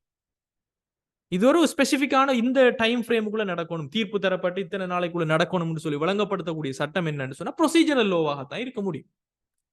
ரைட், ஸோ இதுதான் ஸ்டூடெண்ட்ஸ் இந்த சப்ஸ்டான்ஷிவ் லோக்கும் ப்ரொசீஜரல் லோக்கும் இடையிலான வித்தியாசமாக இருக்க போகிறது. உதாரணம் ஒன்று இன்னொன்று சொல்லணும்னு சொன்னா ஸ்டூடெண்ட், ஒரு ஏ என்கிற நபரை எடுத்துக்கோங்க. ஒரு ஏ என்கின்ற நபர் ஒரு ஒரு சித்திரம் ஒன்றை வாங்குறாங்கன்னு வைங்க. ரைட், அது ஒரு நல்ல விலை மதிப்பு மிக்க சித்திரம் என்று சொல்லி நம்பி இந்த பி என்கின்ற நபர் இந்த ஏ என்கின்ற நபருக்கு வித்துட்டார். ஓகே, தென் அதுக்கு பிறகு அவருக்கு தெரிய வருது இது ஒரு மோசடி அப்படின்னு தெரிய வருது. இப்ப இவருக்கு தெரியா, நான் இதை எப்படி கோர்ட்டுக்கு போறேன், சிவில் கோர்ட்டுக்கு போறதா, கிரிமினல் கோர்ட்டுக்கு போறதா, எந்த கோர்ட்டுக்கு போறேன், நான் என்ன விஷயங்களை செய்யணும், அதனுடைய ப்ரொசீஜரல் சம்பந்தமாக இவர் தேடணும்டா எந்த லோவை இவர் பார்க்கணும்னு சொன்னா ப்ரொசீஜரல் லோ அல்லது சிவில் ப்ரொசீஜர் கோட் இருக்கும். எப்படி ஒரு விஷயத்தை சிவில் ப்ரொசீஜர் பண்ற, கிரிமினல்லையும் இருக்குது என்ன மாதிரி கிரிமினல் ப்ரொசீஜர் சொல்ற, இதை நம்ம சிபிசி சிஆர்பிசி எல்லாம் சொல்லுவோம். சிவில் ப்ரொசீஜர் கோட சிபிசின்னு சொல்லுவோம், கிரிமினல் ப்ரொசீஜர் கோட சிஆர்பிசி எல்லாம் சொல்லுவோம். ரைட், ஸோ ஸ்டூடெண்ட்ஸ் கன்க்ளூஷன் முடிவு என்னன்னு சொன்னா சப்ஸ்டாண்டிவ் லோன்னு சொல்லக்கூடிய இந்த பொருண்மை சட்டம் என்னத்தை பத்தி பேசுது, இது வாட்ஸ் த லோ, சட்டம் என்பது என்ன என்பதை பத்துறது. வாட் இஸ் லோ, இது என்ன குற்றம்டா என்ன, இது குற்றமா இல்லையான்னு சொல்றது. But procedural low how to apply it, இது எப்படி செய்யற, நடைமுறையில எப்படி செய்யற, எப்படி ப்ரொசீஜர் பண்ற. ரைட், சோ இது முக்கியமான ஒரு விஷயமாக நம்ம பார்க்கிறோம். Is it clear all of you? இது புரியுதா உங்களுக்கு எல்லாருக்கும்?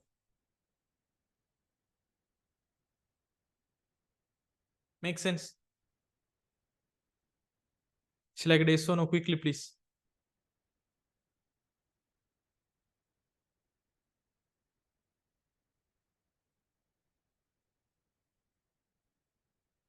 ரைட் ரைட் அடுத்த விஷயத்தை பார்ப்போம். Domestic low versus international low, உள்நாட்டு சட்டம் மற்றும் சர்வதேச சட்டம் சம்பந்தப்பட்டது. ஸோ சிம்பிளா நான் உங்களுக்கு சொல்றேன் ஸ்டூடெண்ட்ஸ், நோட்ஸை நீங்க பிறகு நீங்க ரீட் பண்ணி கொள்ளலாம். டொமஸ்டிக் லோ என்பது this is the law that applies within a specific country or a geographical area. ஒரு அரசாங்கத்தால நிர்ணயிக்கப்பட்ட இது என்னுடைய நாடு, இதுதான் என்னுடைய புவியியல் ரீதியான எல்லை அப்படின்னு சொல்ற அந்த எல்லைக்குள்ள அல்லது அந்த நாட்டுக்குள்ள நீங்க அப்ளை பண்ண முடிஞ்சால் அது உங்களினுடைய உள்நாட்டு சட்டமாக காணப்படும். உங்க நாட்டினுடைய உள்நாட்டு சட்டம் டொமஸ்டிக் லோன்னு சொல்லுவோம். உதாரணத்துக்கு நான் ஏற்கனவே சொன்ன மாதிரி ரோட்ஸ்ல ஸ்பீட் லிமிட்ஸ் நீங்க போட்டு வச்சிருக்கீங்க, உங்களோட நாட்டுக்குள்ள உங்களினுடைய ரோட்ல நீங்க ஓடணும்னு சொன்னா அது வெள்ளக்காரங்க வந்து ஓடினாலும் சரி, யாரு வந்து ஓடினாலும் சரி, என்னுடைய நாட்டினுடைய ரோட்ல நீங்க ஓடணும்னு சொன்னா நீங்க இந்த வேகத்துல தான் ஓடணும்னு சொல்லி நீங்க ஒரு ஸ்பீட் லிமிட்ஸை போட்டீங்கன்னா அது உங்களுடைய டொமஸ்டிக் லோ. யாரு வந்தாலும் அது மதிக்கத்தான் வேணும். இன்டர்நேஷனல் லோ, சர்வதேச சட்டம் என்றால் students, it creates a binding obligations between countries. இரண்டு நாடுகள் அல்லது பல்வேறு நாடுகளுக்கு இடையில பைண்டிங் ஒப்ளிகேஷன் ரெண்டு பேருமே பிணைக்கப்பட்டிருக்கிறாங்க. அதுல சொல்லப்பட்ட விஷயங்களை இவங்க மீறினாலும் சரி, இவங்க சொல்லப்பட்ட விஷயங்களை அவங்க மீறினாலும் சரி, ரெண்டு பேருமே பைண்டிங், ரெண்டு பேருமே அது பிணைக்க முடியும். ஒருத்தர் குற்றம் இழைத்து விட்டார்னு சொல்லி இன்னொருத்தருக்கு எதிராக நீதிமன்றங்கள், அதாவது இன்டர்நேஷனல் சர்வதேச நீதிமன்றங்களில் வழக்குகளை தொடர முடியும் என்று சொல்வதுதான் இந்த இன்டர்நேஷனல் லோவாக இருக்கு. சோ உதாரணம் ஸ்டூடெண்ட்ஸ், இது எப்படி உருவாக்கப்படும் சொன்னா, இரண்டு நாடுகளுக்கு இடையில நிறைய சர்வதேச ஒப்பந்தங்கள், ட்ரீட்டிஸ், அது இதுன்னு சொல்லி ஏகப்பட்ட ஒப்பந்தங்களை இவங்க சைன் பண்ணுவாங்க. லோன் தேவைப்படுதுண்டா, ஓகே, இப்ப நம்ம நாட்டு அரசாங்கம்டா எங்களுக்கு லோன் தேவைப்படுதுண்டா, அவங்க என்னத்தை கொடுத்தாலும், என்ன கண்டிஷன் போட்டாலும், என்ன வர்த்தக ஒப்பந்தம் போட்டாலும் டக்குன்னு சைனை போட்டுட்டு வந்துருவாங்க. அதனுடைய இம்ப்ளிகேஷன் பிறகுதான் உங்களுக்கு தெரியும். ரைட். ஸோ உதாரணத்துக்கு பார்த்தீங்கன்னா ரெண்டு நாடுகள் வந்து இணைந்து ஒரு ஒரு ட்ரீட்டி அக்ரிமெண்ட், அதாவது ரெண்டு நாடுகளை எப்படி ட்ரீட் பண்ணப்படணுங்கிறதுக்குள்ள ஒரு ஒப்பந்தம் ஒன்று செய்கிறாங்க. அந்த ஒப்பந்தம் என்ன சொல்லுதுன்னு சொன்னா, ஓகே, கிளைமேட் சேஞ்சஸ் ஆகிறதால நாங்கள் இத்தனை % எங்களோட நாட்டில் கார்பன் எமிஷன் பயன்படுத்துவதை நாங்கள் குறைச்சு கொள்வோம். ஸோ இதன் அடிப்படையில் தான் அவங்க செயற்படணும். ஸோ இது ஒரு இன்டர்நேஷனல் லோ. இது வந்து சர்வதேச ரீதியாக பாராளுமன்றத்தில் இயற்றப்பட முடியாது.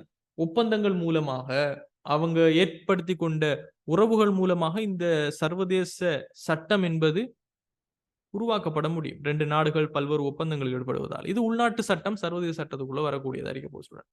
இதுல உங்களுக்கு பொதுவா நீங்க தெரிஞ்சிருக்கணும், இந்த உள்நாட்டு சட்டங்கள் ஸ்டூடெண்ட்ஸ் எதால உருவாக்கப்படும்? நான் ஏற்கனவே சொன்ன மாதிரி the legislature of the country, நாட்டினுடைய பாராளுமன்றத்தால், நம்ம நாட்டை பொறுத்த வரைக்கும் பாராளுமன்றத்துல உருவாக்கப்படக்கூடிய சட்டங்களாக இந்த உள்நாட்டு சட்டம் இருக்கும். ஆனால் இன்டர்நேஷனல் சட்டம் என்பது எதால் உருவாக்கப்படும்? எக்ரிமெண்ட், உடன்படிக்கைகள் மூலமாக, கன்வென்ஷன்ஸ், ட்ரீட்டிஸ். உதாரணத்துக்கு இப்ப ஜெனீவா உடன்படிக்கை என்பது நமக்கு எல்லாருக்குமே தெரியும். ஒரு ஹியூமன் எப்படி ஒரு சிறைச்சாலைகளில் நடாத்தப்பட வேண்டும், போர்கள்ல பொதுமக்களை எப்படி நடாத்த வேண்டும் என்பதனை இப்ப ஜெனீவா உடன்படிக்கைன்னு சொன்னா அங்க ரெண்டு நாடுகள் அதுல ஒப்பந்தம் விட்டுட்டாங்கன்னு சொன்னால் எஸ், அது ஒரு சட்டம். அப்ப சர்வதேச சட்டம் என்பது இப்படித்தான் உருவாகும். உடன்படிக்கைகள், கைச்சாத்துகள், இந்த மாதிரி அவங்களுக்குள்ள இடம்பெறக்கூடிய விஷயங்களாக இருக்கும். அதே மாதிரி இதனுடைய நியாயாதிக்கத்தை நீங்க எடுத்துக்கிட்டீங்கன்னு சொன்னா ஜுரிஸ்டிக்ஷன் அண்ட் என்ஃபோர்ஸ்மெண்ட். இப்போ உள்நாட்டு சட்டங்கள் எல்லாமே only within the boundaries of the specific country, அந்த நாட்டினுடைய எல்லைக்குள்ளதான் நீங்க அதனை அதுக்கு நீதி தர்றது, அதனை அமுல்படுத்துறது எல்லாம். ரைட். அந்த நாட்டினுடைய நீதித்துறையில உங்களோட லோ ஆஃப் என்ஃபோர்ஸ்மெண்ட் ஏஜென்சிஸ் என்ன இருக்குது, ஜுடிஷியரிஸ் என்ன இருக்குதுன்னு பார்க்கலாம். பட் இன்டர்நேஷனல் லோங்கிறது ஒருத்தர் குற்றம் இழைச்சிட்டார் ஒரு நாடுன்னு சொன்னா இட்ஸ் ப்ரோட் ஜுரிஸ்டிக்ஷன், பல்வேறு நாடுகள், குளோபல் சம்பந்தப்பட்ட விஷயம். ஸோ இதுல டிப்ளமேட்டிக் இன்டர்நேஷனல் பாடிஸ் இவங்க தான் உருவாகுவாங்க. உதாரணத்துக்கு ஒரு நாடு ஹியூமன் ரைட்ஸை வந்துட்டு மீறிட்டு சொன்னால் அங்க இன்டர்நேஷனல் பாடிஸ் வந்துட்டு அங்க வருவாங்க. ஸோ இன்டர்நேஷனல் சம்பந்தப்பட்ட விஷயங்கள் இட்ஸ் அ ப்ராட் கான்செப்ட்.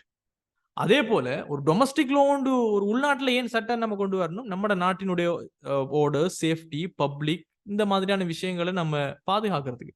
இன்டர்நேஷனல்ல ஏன் சட்டங்கள் கொண்டு வரப்படுகிறது, ஒப்பந்தங்கள் கைச்சாத்திரப்படுதுன்னா பீஸ், சமாதானம், ஒரு கோஆபரேஷன் 2 நாடுகளுக்குள்ள நல்ல புரிதல், அண்டர்ஸ்டாண்டிங், குளோபலா இருக்கக்கூடிய பல்வேறு சேலஞ்சஸ், ரைட்? கடல் வழியில ஒரு நாட்டை தாண்டி தான் அந்த ஒரு நாட்டுக்கு போகணும்னு சொன்னா அந்த நாடு நான் வழி விட மாட்டேன்டா போக முடியாது. அப்போ ஒப்பந்தங்கள் மூலமாக அவங்களுக்குரிய பெனிஃபிட்ஸை நம்ம கொடுக்கணும்னு சொன்னா இன்டர்நேஷனல்ல தான் நாம ஈடுபட முடியும். உதாரணத்துக்கு இப்போ ரணில் வந்துட்டும் கேட்குற ஒரு கொஸ்டின் வந்துட்டும் கிட்டத்தட்ட நடந்த ஒரு இன்டர்வியூல அவர் கேட்கறது என்னது, நீங்க ஏன் இன்டர்நேஷனல் சர்வதேச நீதிமன்றங்கள், சர்வதேச விசாரணை எங்களோட நாட்டுக்கு வரணும்னு நீங்க எதிர்பார்க்குறீங்க? ரைட்? எத்தனை நாடுகள்ல நடந்துச்சு? ஜெர்மன்ல பிரச்சனை நடந்துச்சு, பிரான்ஸ்ல நடந்துச்சு, யூகேல நடந்துச்சு. நீங்க ஏன் அந்த நாட்டுக்குள்ள போய் நீங்க உங்களோட சர்வதேச விசாரணையை உங்களுக்கு மேற்கொள்ள முடியாது? இலங்கைக்கு வரணும்னு நினைக்கிறீங்க அப்படின்னா நீங்க இலங்கையை வந்துட்டு ஒரு செகண்ட் கண்ட்ரி, நாங்க ஒரு கீழ்த்தரமான நாடு, யாரு வேணா போகலாம், யாரு வேணா கேள்வி கேட்கலாம்னு நினைக்கிறாங்களான்னு ரொம்ப ஆக்ரோஷமா பேசின ஒரு இன்டர்வியூ வந்து ரொம்ப பரவலா போனுச்சு. அவர் சொன்ன விஷயம் சரியோ பிள்ளையோ, பட் இது என்ன ஒரு இன்டர்நேஷனல் சம்பந்தப்பட்ட ஒரு விஷயம், ஒரு நாட்டினுடைய இறைமை சம்பந்தப்பட்ட விஷயம், ரைட்? ஸோ இது வந்து இன்டர்நேஷனலாக வரக்கூடிய நிறைய பொலிட்டிக்ஸோட சம்பந்தப்பட்ட விஷயங்களாக இருக்கும் ஸ்டூடெண்ட்ஸ். அதே மாதிரி தனிப்பட்ட சட்டம், பொது சட்டம், personal low versus common low நீங்க பாத்தீங்கன்னு சொன்னா, இந்த தனிப்பட்ட சட்டம் அதே மாதிரி காமன் லோன்னு சொல்லக்கூடிய பொது சட்டம், இது ரெண்டையும் நம்ம பார்த்தா இந்த பர்சனல் லோ என்பது பொதுவாக ஒரு சட்டம், அந்த சட்டம் தனிப்பட்ட நபர்களோடு அவங்களோட பர்சனல் மெட்டர்ஸோடு ரிலேட்டடாக இருந்துச்சுன்னு சொன்னா அதனை நாம தனிப்பட்ட சட்டம் அப்படின்னு சொல்லலாம், ரைட்? உதாரணத்துக்கு நீங்க பார்க்கலும் எப்படி ஒரு தனிப்பட்ட திருமணங்கள் எப்படி நடத்தப்படணும்னு சொல்லி ஒரு குறிப்பிட்ட மதத்துக்கு அல்லது குறிப்பிட்ட மதத்தை தழுவினங்களுக்கு சொல்லப்படுதுன்னு சொன்னா அது ஒரு தனிப்பட்ட பர்சனல் லோ. எப்படி ஒரு டிவோர்ஸ் நடக்கணும்னு சொல்லி அதனை குறிப்பிட்ட மக்களுக்கு சொல்றாங்க. சொத்துக்கள் எப்படி பிரிக்கப்படணும்னு சொல்லி சொல்றாங்க. அது அவங்களுடைய ரிலீஜியஸ் பிலீஃப்ஸா இருக்கலாம், அவங்களோட மத சம்பந்தப்பட்ட நடவடிக்கை. இது ஒரு பர்சனல் லோ, தனிப்பட்ட சட்டமாக இருக்கும். அதே மாதிரி காமன் லோன்னு சொல்லக்கூடிய ஒரு விஷயம் என்னன்னு சொன்னா, இந்த சிஸ்டம் எப்படி இருக்கும்னு சொன்னா, இந்த லோ எப்படி இருக்கும்னு சொன்னா based on the president and customs. இது ஏற்கனவே ஒரு ஜட்ஜால மேக்கப் ஒரு களவுன்னு சொன்னா அந்த களவுக்கு ஜட்ஜ் என்ன தீர்மானம் கொடுத்தாருன்னு சொன்னா அது ஒட்டுமொத்த நாட்டு மக்களுக்குமே பொதுவான ஒரு விஷயமா இருக்கும், ரைட்? சோ இந்த பர்சனல் லோ என்பது ஒரு ரிலீஜியஸ்ல இருந்து, கல்ச்சரல்ல இருந்து, ட்ரெடிஷனல்ல இருந்து வந்ததாக இருக்கும். உதாரணத்துக்கு ஹிந்து முஸ்லீம் லோஸ், ரைட்? தேச வளமை லோ, இதெல்லாம் ஒவ்வொரு சமூகத்துக்கும் இருக்கக்கூடிய personal low. But common low அப்படி கிடையாது. இது கோர்ட் டிசிஷன்ஸ், ஜட்ஜ்மெண்ட்ஸ் பொதுவாக எல்லா மக்களுக்கும் இயற்றப்படக்கூடியதாக இருக்கும். ஸோ பர்சனல் லோ என்பது ஒரு ஸ்பெசிஃபிக்கான ஒரு குரூப் ஆஃப் பீப்புளுக்கு, உதாரணத்துக்கு இஸ்லாமிய சரியா சட்டம் எடுத்தீங்கன்னா அது அவங்களுக்கு மட்டும்தான் பொருந்தும். எப்படி மேரேஜ் வந்துட்டு ஹேண்டில் பண்ணப்படணும், ஃபேமிலிக்குள்ள இருக்கக்கூடிய தீர்ப்புகள் எப்படி வரணும் என்பது it's a personal law. But common low என்பது பொதுவான சட்டம் என்பது it's everyone with a jurisdiction.